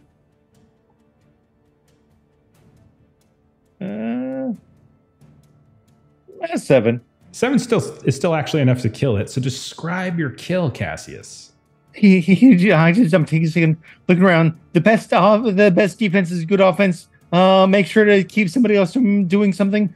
That one is hurt really bad. He's already been jabbed through. I know. He goes up where it's already been shot with the crossbow bolt. He wrenches his arm up from behind, shoves the gladius into the armpit, and wrenches it down as far as he can, just making blood eviscerate everywhere. It's absolutely hideous. I love it. And this thing falls to the ground, and fish guts begin to spill out and create a floor of it's very slippery at this point. I'm going to stare at his fin because I want to put those fins on my suit. There are several fins on the back of its forearm, back of its head. You can see on the back of its calves as well. You have a second action. If there's something else you want to do, if you want to move or something like that.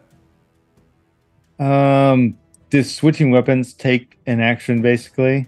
You can do that. Yeah, that's fine. Okay. Because if I could, I would switch around and shoot somebody.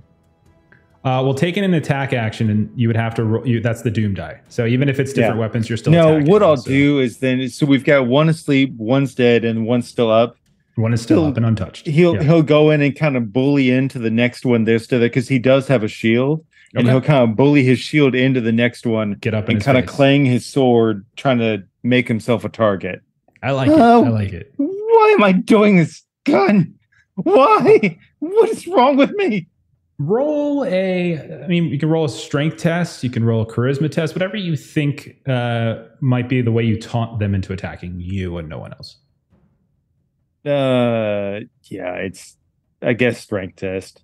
Yeah, go for it. Okay. No. We'll see what happens. We'll see how it plays out. But he's bullying into it. He's at least a potential target. Absolutely. Yeah, absolutely. Not guaranteed, but definitely potential.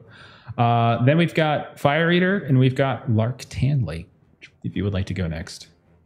Slang the Fire Eater would like to do something that would be 2 attacks, which would be a doom roll in between, if it is possible. I was just... the first thing that I would like to do is looking at your row of enemies, the one at the very back hasn't been touched at all. That is correct. So there's one. I'll go ahead and mark this other one as dead. So one's dead, one's asleep, and then the other one is untouched.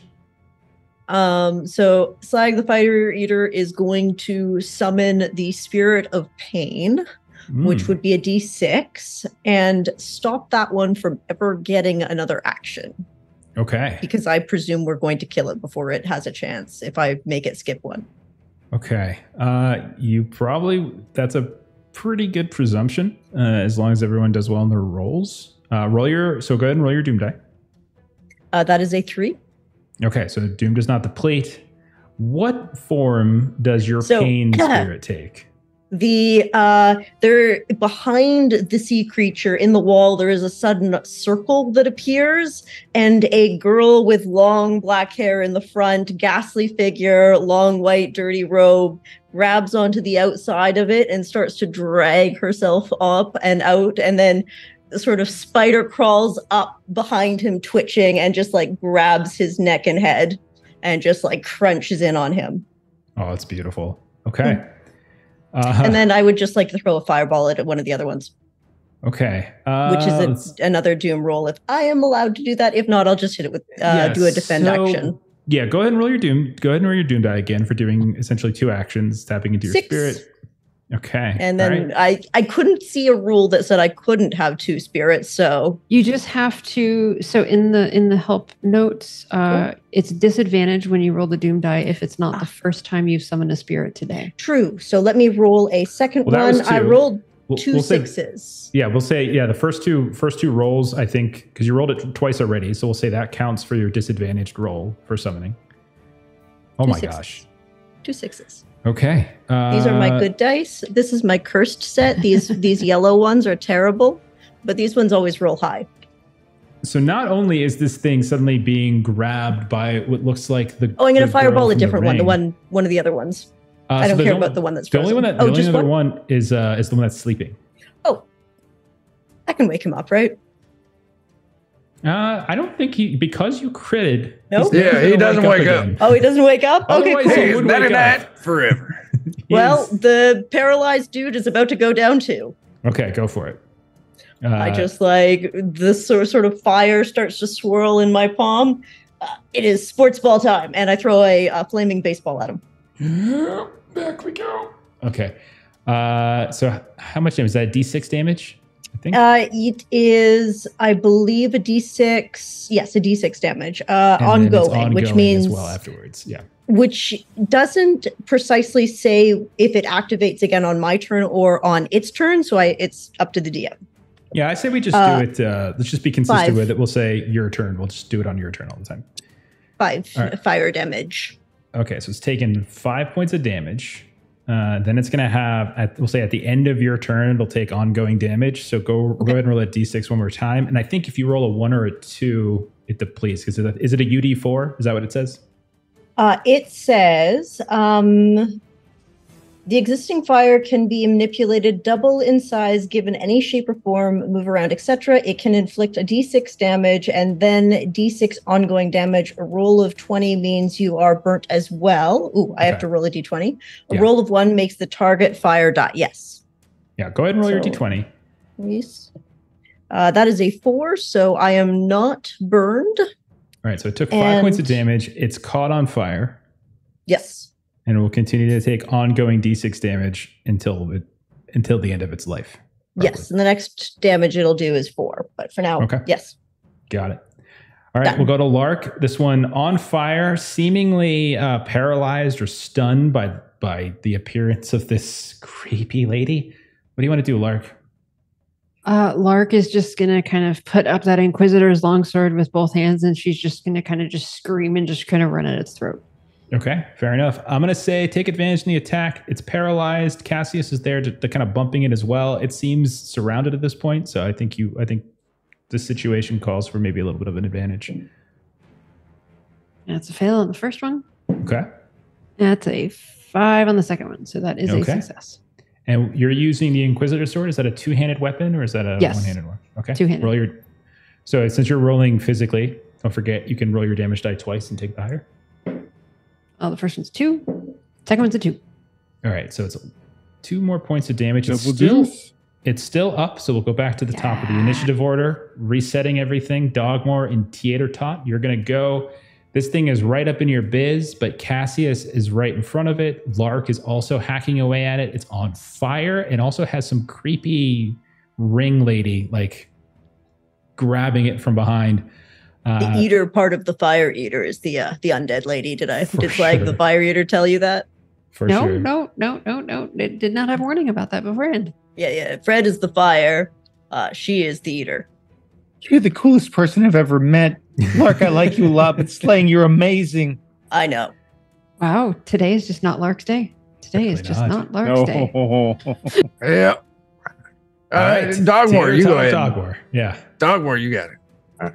All right. Are there issues with using like ranged weapons with people in melee in this system? I don't think there's anything more complicated than it just being disadvantage, if I recall correctly. Okay, then I'll probably just use my whip then, because it's about the same difference for me. Grab the whip. Yeah, that's fine. Yeah. And I'll do the same thing, give you the same advantage that I gave Lark, because at this point it's really kind of been surrounded and such. See if it gets better. It didn't. So, well, I mean, you can do better than that. So I'm going to use my Legionnaire background ability and I still let you hit. roll it. Oh, did you? I thought that said it was a miss. You can do that with damage though if you want. So if he rolls his damage, you can. I rolled it with advantage. Okay. Oh. All right. Well, let me roll the damage. Dear God, Dan, who are you? You just rolled a 6. I don't need to help you. You got this. So since Dan is here, actually, Secret Sent Dan. The whip goes out, wraps around its neck. You see its eyes suddenly bulge even wider. It's on fire. It's getting pushed around by Cassius. Lark is hacking away at it with an Inquisitor's sword. This strange undead lady is grabbing it by the neck. It's on its last fins. Theater Tot, do you want to finish it off? Yeah, you know what? I'll go up and I'll just stab it in the neck. Go right ahead. Advantage on the attack because he's just utterly overwhelmed. Even with advantage, I do fail. Okay, you start stabbing away and you realize the scales are actually quite sturdy, and it's not so much that you can't hit it, it's just trying to pierce through. You're just picking a spot that is well protected. It's fine. The sword is made for taters, not fish. So, I mean, it's the wrong kind of blade. That's a good point. So then it comes around to this one, but they don't get to use their turn because of the pain spirit. We move to Cassius, Fire Eater, and Lark to finish it off. Which one of you wants to do it? I'll just go shuck it with my spear. Just gonna stab it a few times. Also, it's gonna take some fire damage. Yeah. So we'll say roll your attack and then roll, and then we'll do the ongoing damage as well. Cool. I will roll. What is my actually now having to do physical damage thing? Melee attack will be your strength. Yeah, you can roll advantage, by the way, if you didn't. Yes, thank you. No, this is not my weapon of choice. Slag the Fire Eater does not appreciate this, and it will take 6 points of damage. Thank you from fire. Fire is better. The good news is that 6 points of damage from the fire is still actually enough to kill it. So how does it fall? How does it die, Gipser? I am totally stabbing it with the spear right now. Slag the Fire Eater is proficient with this weapon. And look, there's the burn hole. There we go, right into the burn hole. Wow, you stabbed him right in the burn hole. That's amazing. Yeah, I know. So I know you killed it, but do you mind if I cut off the fins? Oh, Cassius, yeah, I figured you'd want the gills and whatever since you have the face hugger thing. I really do. Yeah, enjoy. Slag the Fire Eater presents you a gift. I'm gonna make you something someday. I really appreciate this. It's like the fire eater recognizes they are the best. So you look around, and 2 of them are dead. One of them is asleep forever. Cassius is butchering one of these creatures, trying to get its fins and its gills. You have successfully saved one of the other shipmates. You can see that the staircase continues to go up, and you can see that there's somewhere in the neighborhood of like a dozen or more of these cradles that are set up, and there's all this kelp and seaweed hanging down from the ceiling above, almost like they're little mobiles. And you can see there's shells, and there's various glowing or bioluminescent lights that are kind of hanging as well. Lark wants to investigate. Like, is there anything in, around, etched into, like the cradle? Yeah. Mobile, any of that? When you look in the cradle, you don't see a human baby, but you see the cradle is actually filled with water, and you can see there's just some kind of mutated looking tadpole that's just wiggling about, roughly the size of your forearm. Not very girthy, but it's still wiggling around. You can see what looks like it's trying hard to open its eyes, but it's not quite doing so. Lark will just sort of give the cradle a nudge. Ever hear that phrase, don't throw the baby out with the bathwater? Oh no, I was just seeing if these cradles, if they rock like the ones on Earth do. Are we still on Earth? Mm-hmm. Weird way to put that. You move the cradle, and you can see it wiggles. It's alive. It's very, very much alive. Well, they're just swimming around. I haven't done anything to me, so I'm fine to move on.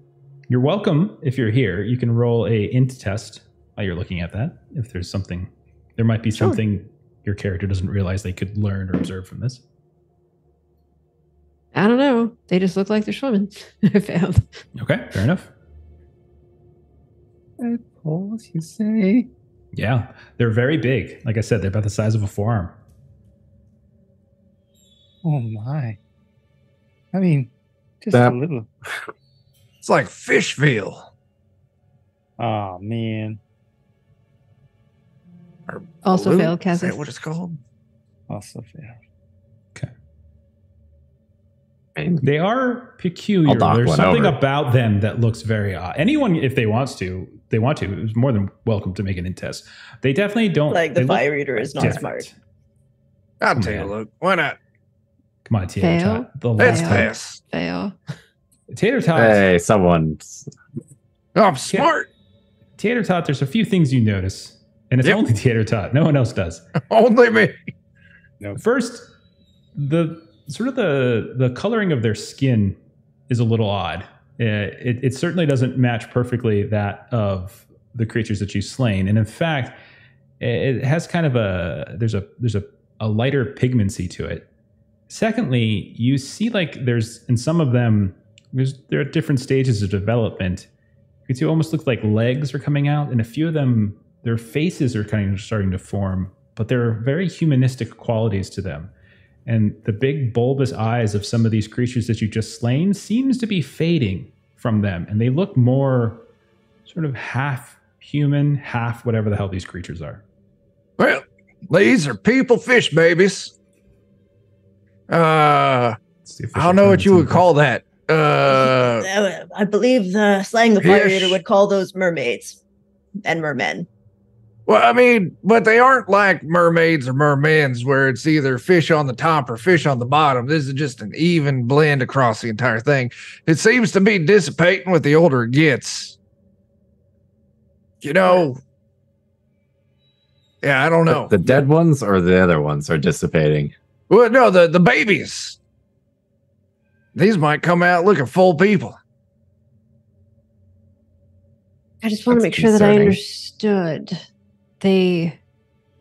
After we took out those, they lost some of the fish-like creatures. No, I'm talking about the babies in these little bassinets. Right. Like, because this one's tinier, so it must be a little less along in the fish station process. It's just, and then those ones are bigger, so they're further along. Like, these are like third trimester, and these over here are like first. So, like, you can see they start over here super fishy, and then over here where they're more advanced, they're more people-y.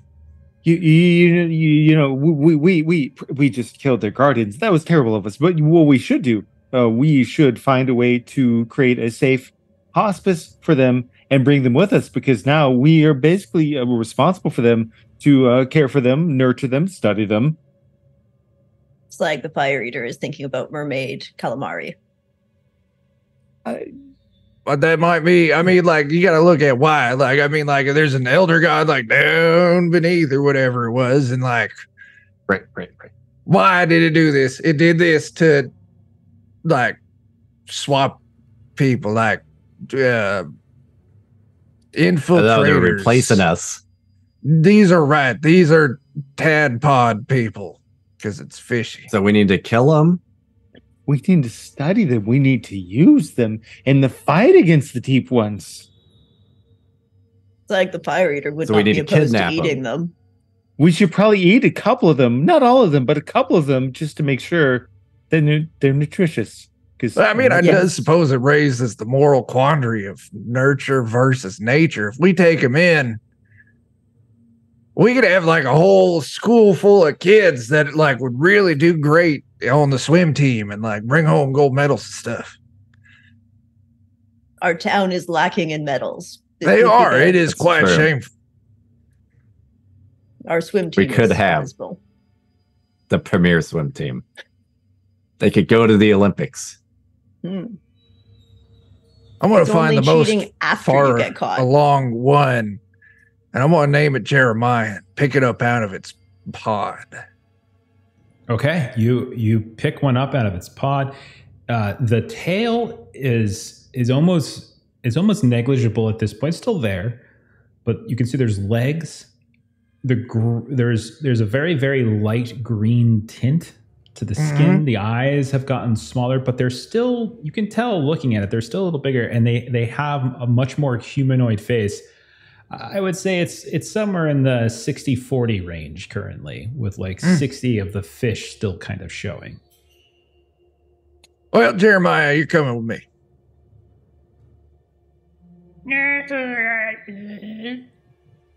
That's right. It's a good baby. I don't know what baby fish eat. It's just other baby fish. Fish do eat fish. I'll go feed another one of the babies. No. Whoa. No. You're right. It doesn't have its teeth yet. That's good thinking. We need to find it some fish milk.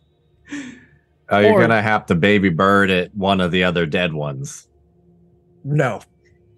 It's okay. I'll do it. I don't mind. I'll take it. I'll just grab a chunk of flesh out of one of these dead fish people. I'll put it in my mouth. I'll start chewing it. We're thinking about this all wrong. If we're going to baby bird this thing, then who better to baby bird it than a bird? Salt, come on over here.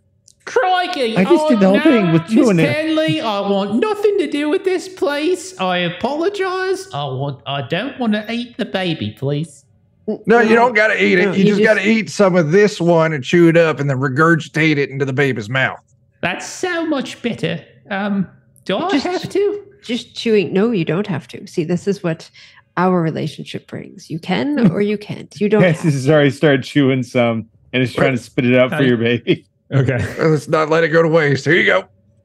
It is. That's right, Jeremiah. Eat it up. It is a horrific sight. Not the sight that I thought we were going to have, but it is nonetheless as horrific, if not even more horrific than what I was planning. As Cassius baby birds pieces of an adult fish man into this tadpole fish person that Ttrtot has adopted. Yep. Named Jeremiah. Jeremiah. Because he was a bullfrog. Now he's a person. Oh. Okay. Okay. So like, are we all adopting one, or are we just taking one? Yep, you get the ugly one, Dogmore. Lark and Nigel have sort of like tiptoed away There's while a staircase this is happening going to up. go up the staircase Okay. and see what else there is to see.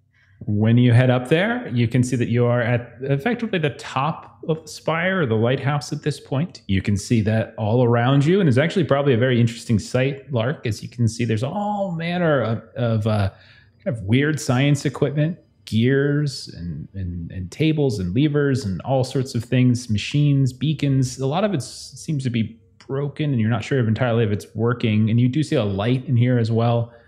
It seems to be trying to shine out. That is what you see on the inside. There is also what looks to be a walkway that you can go out onto at the very top. You can feel the rain still sloshing against the side of the lighthouse itself. Lark is intrigued by the weird science things, Sure. and would like to look at those first. So you see that it seems okay. So there's two things I would say you probably just understand because of the nature of your background. You see this as you've probably seen a lighthouse before. It's got very similar machinery in terms of how it functions and the light rotates. And sometimes it could be sort of set on an automatic spin. But what is kind of unclear to you is the nature of the luminescence, as there is this sack of just light that seems to be sitting within a cradle within all of these devices. So the science itself is mainly, you think, for magnification and rotation. The light source, however, is beyond your understanding, or at least you've never seen it before. It has the smell of salt water. It's very kind of plushy as you touch it, and you can see that the light itself kind of shifts and moves whenever you kind of poke a finger on it. It's probably the size of like a beach ball. A baby grow light, probably. So Lark has I don't know that this is going to be at all useful, but she has like a battle glove. And so she wants to sort of put that on as sort of like a glove to have while she tries to like pick up this light source and remove it. You pick it up. You can see that there's a pool underneath it that it was kind of sitting on top of. Because it's this like metal contraption at the center of which there's a little bit of salt water. You pick it up. It is not light, but it is not so heavy that you would struggle to carry it. It is, like I said, about the size of a beach ball. It's probably in the neighborhood of like 40 pounds, maybe 30 pounds, something like that. Yeah. So does anything change? So this is definitely not a one-handed retention here. Mm-hmm. This is kind of holding with two hands. And Nigel. And then does anything change about the luminescence when it is removed from its little saltwater kind of little pool that it was in?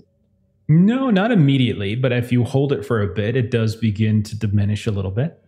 Roll an int test, though, while you're up here. Is anyone else up here, by the way? Anyone else follow Lark up here? Like I'll make it up there eventually, but I gotta Yeah. take it careful because I'm with child now. Did you make a baby Bjorn?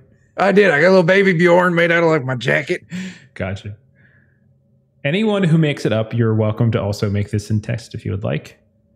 Slag the Fire Eater would like to follow Lark up, but Slag the Fire Eater would like to compete with the light instead of being useful. Okay. So Oh, Lark, you find all the best star. Oh, well, look at that. Fred just What's keeps that? flexing to try to get brighter. I can get playing brighter, I swear. Yes, keep going, Fred. Keep going. Int checks just aren't happening tonight. Wow. Nope. That's a lot of failed intelligence checks. Wow. I also Finally, a 2 under 12. Mark, you got Okay, it? I You guess passed? I'll roll intelligence. No, yeah, actually, I rolled a 4. Oh my god. Nice. It's, yeah. Wow. Flying knows all about sources of light. This is My so it's cursed not yellow dice. this is more like there's not perception checks in this game. It's more about like you see whatever it is that you say you look at, right? Like it's not like, hey, I'm gonna look to see if there's any traps on the floor. You see one. Like that's kind of how it is. There's no perception test. But I throw out the int test sometimes because there's always times when you're like you don't know what to look for sometimes, and like that's kind of what I'm throwing out here. So what I would say what Slang and Lark see out. It's very hard to see because of the intermittent lighting, but you can see that there appears to be something going on down below at your ship. As when you look out, and in between this intermittent lightning, you see that the ship, apparently there is a very large shadow that is kind of climbing up on top of it. You see a hand kind of pulling itself up from the waters on top of it. And that is what you catch in between the strikes of lightning. Something from below. Why must you always make Fred go brighter? This is not a competition. It is. You have a light source now, Lark. Yes, and you still have the light source that you had before I had my light source. Oh, my light sword is illuminating the ship below. It looks like it's being attacked, but I'm still brighter than you. Yes, I see that. My light source is actually getting dimmer the longer it is out of the victory. Yes. You do, in fact, overtake it. Should we take the others away from nursery time and go back to being warriors? Like the Fire Eater agrees. And so Lark's going to just like hoist this thing up on her shoulder and go back down the stairs and just yell, "The ship is under attack." You yell that out. Oh. All of you hear it. You hear absolutely no response from the first floor, however. They're all dead. It's going to be one of those, like, let's peer down there. Oh, Dave, I always forget the camera does that now. thing. I love it. It's so funny. So disorienting. Oh, you it's take so a couple steps, disorienting. Dogmore, and then you look down and you see the skiffs. You don't see anyone. It's us and the babies now. Slag the This is Fire really Eater good. would suggest the grappling hook gun from up top to the ship. Also, I can fly. That's it. Is there anything you can't do? I mean, fire solves everything. No. So many things. Yes. Pretty Slag the much, yeah. Fire Eater agrees. So cool, Slang. I burned the ocean. You burned the ocean? I burned the ocean. I mean, I kind of did it. But I found some like jewelry and treasure. Like I've got a ring. Slag the Fire Eater appreciates your admiration, but 5 feet away. Okay. So are you shooting the thing, or are you just talking about how cool it would be if you shoot the thing? I'll shoot the thing. You probably can't Slag the get Fire Eater would agree all the that way to the Dogmar- ship because it's 100 feet of water, then the coral, and then the ship. But you could probably get like down. Could a partial the way. flying slaying the fire eater carry Dugmore and then he shoots it? Yeah, that could totally happen. Isn't she on fire?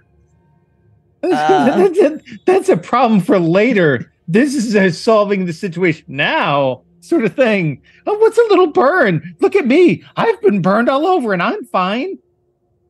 I could splash some little baby cradle water in myself, freshen up a little bit, you know. Baby cradle That's gel? slimy. Yep. What? I tell you what, you all do that. I'm just going to take the stairs. Theater's hot. You go down, you see the first floor. There's no one here. There are about a dozen other folks down here when you guys started moving up. They are all gone. Both the skiffs are here, perfect condition. You can see the oars and everything. You don't see anyone at all. Well, That's cool. sucks to be them. I will take one of them skiffs and I will push it out of that opening on the water and see if anything happens to it. No, that's fine. Yeah, you can push it out. No problem. Did anything happen to it? I'm staying it in. I'm just floated. pushing it away. Yeah, if it floated. And is it My floating God. out? Is it floating out of the lighthouse now? I Is that was what you're just saying? concerned, like if it was a tentacle, like movie trap kind of thing, where like whatever comes out gets all like tentacled and torn apart. No, it doesn't look to be that. No. Oh, it's safe then. All right, I'll hop in the other one. Come on, everyone. We're going on a trip on my favorite rowboat. I will be able to bring light to this. And so Lark will kind of get on the skiff and just sort of hold I'm brighter. the light over so it's like in the salt water, and so it'll get brighter than Fred. I like to think every time Fire Eater is like saying I'm brighter, like Fred has to flex. He's probably exhausted, like, oh God, I'm so tired. Fred, come on, Fred. We're losing. He's squeezing it out. I think I've herniated. Stop Keep making him strain. He's going to pop out a coal at some point.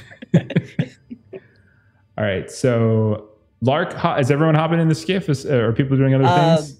I will human torch up again. I guess we could tie a rope to one side, and if we have enough rope. I don't think you have enough rope to get all the way over to the ship. I could just fly somebody, maybe. Yeah. We just, yeah. I'm fine. Dogmore. Okay. Yeah, let's do it. Let's do it. You got the baby Jill. Let's go. All right. Got the baby in a spear gun now. So Sling is now Firefly. Human torching, holding on to Dogmore. Dogmore, you're burning. Your hands are burning. Whatever it is that you're holding on with. Tater Tot and Lark, you are moving across in the skiff. Cassius, did you go with them or did you do something else? I'm not going to admit that I'm jealous that I'm not the one who's doing the firefly. So I'm just going to put on my strong face and go in the little skiff. Okay. You climb Cassius, up this. you can help me hold this. If you put it in the salt water, it makes light. You're not wrong. Then I guess I'm rowing if you two are holding your hands in the water for headlights. So, all right. I would think Slang and Dogmore are going to get there first. You see that your ship is there. A battle has essentially broken out aboard your ship, and you hear the sounds of fighting. You hear the sounds of orders being shouted. You see Captain Mir and various other sailors that are almost fighting each other. You can see like half of them and they're all dressed in the same kind of outfit, and they're fighting each other. And as you're we'll say maybe getting up to the crow's nest or so, as you that would have been my goal, because I know Dogmore is ranged. You see climbing onto the deck something not too dissimilar from the creatures that you just fought inside the lighthouse, but so much bigger. We're talking like 20 plus feet tall, as this massive creature, as they're pulling themselves up the side of the ship, you can see that they're breaking like the gunwale, and it's like crumbling in their hands. And with each sort of push as they get themselves on top of the deck, chunks of the ship are falling apart and into the water.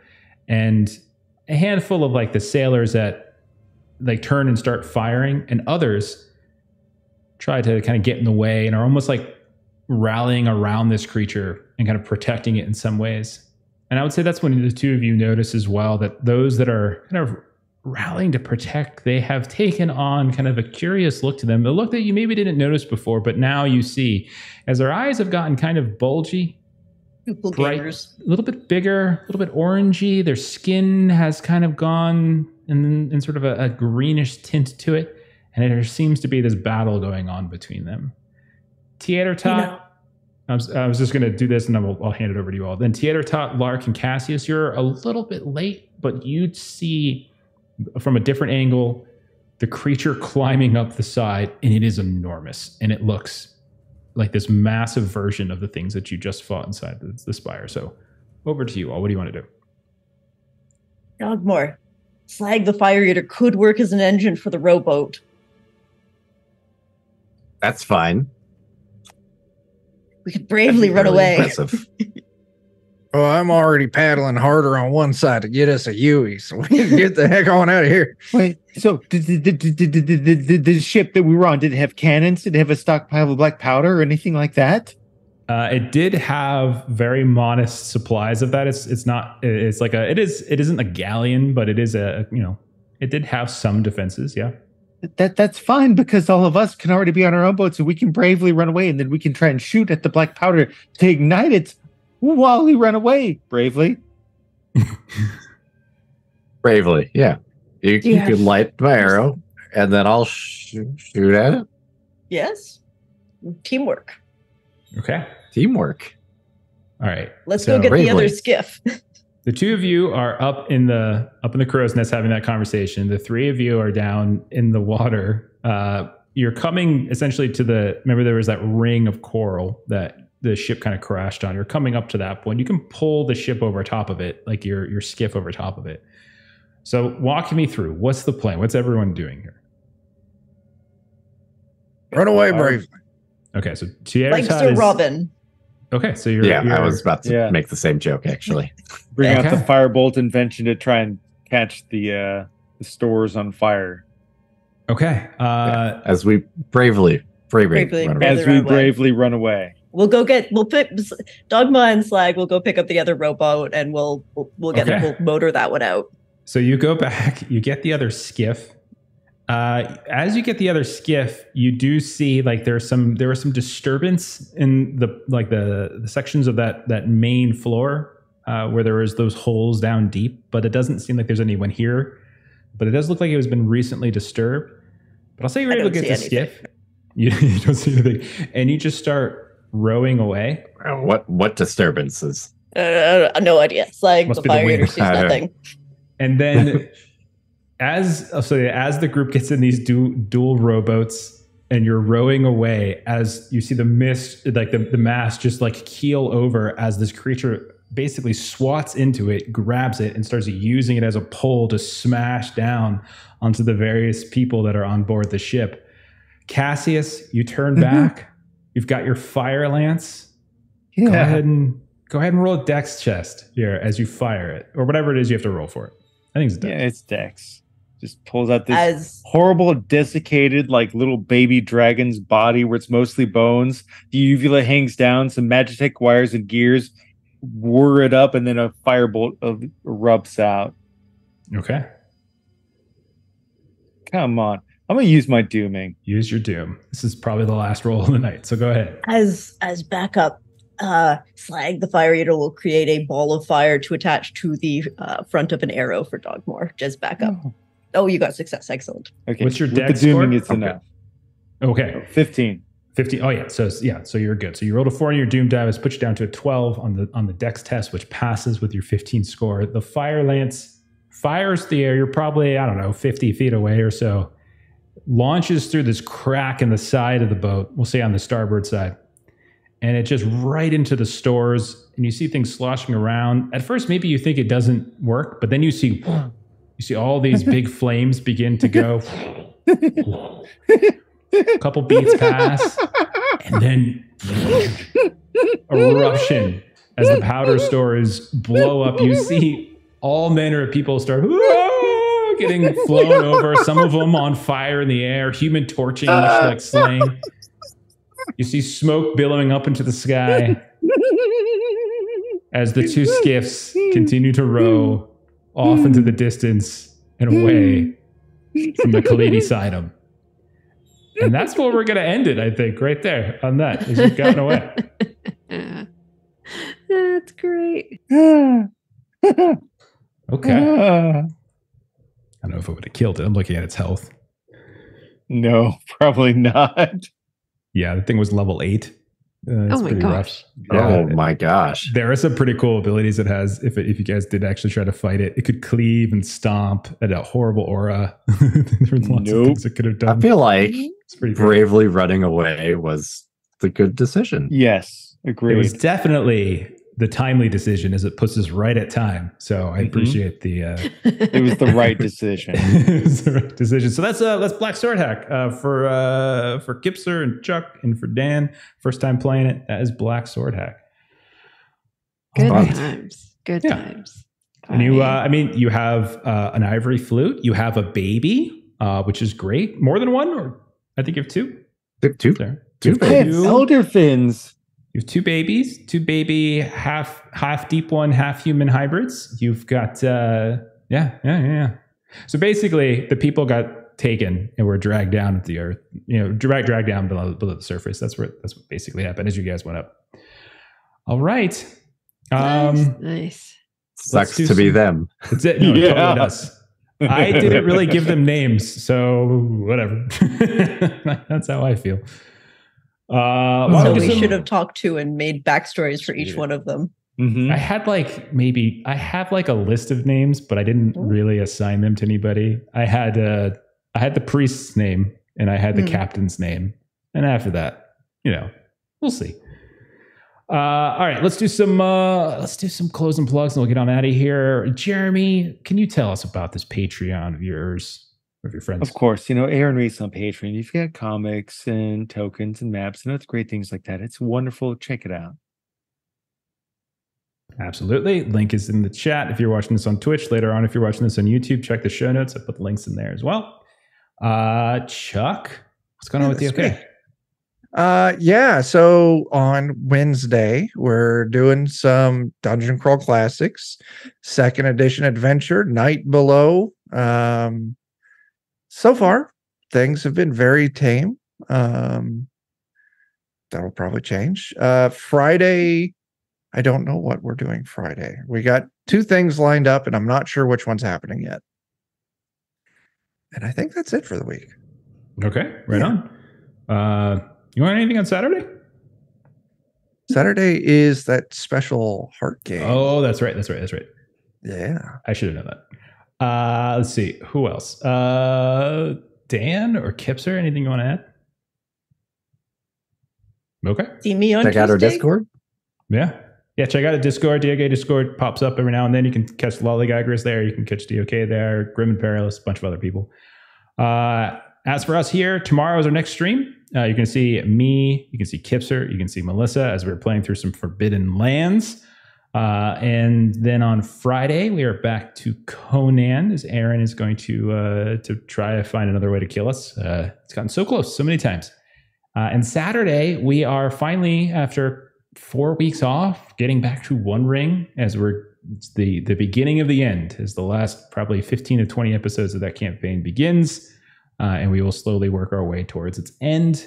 Next Monday, you'll catch myself and Dan and Jeremy and Melissa and Chuck, as we will be going back to Holler. And we're very close to the end of Holler. We probably got maybe 3 episodes of that left. So we're getting really close to the end of that one as well.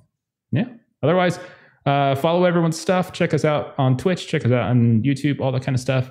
We're going to go ahead and raid somebody. Who do we want to raid? Let's see. Let's do Insomnia Night RPG, because that sounds like they might be up for a while. So go ahead and follow the raid.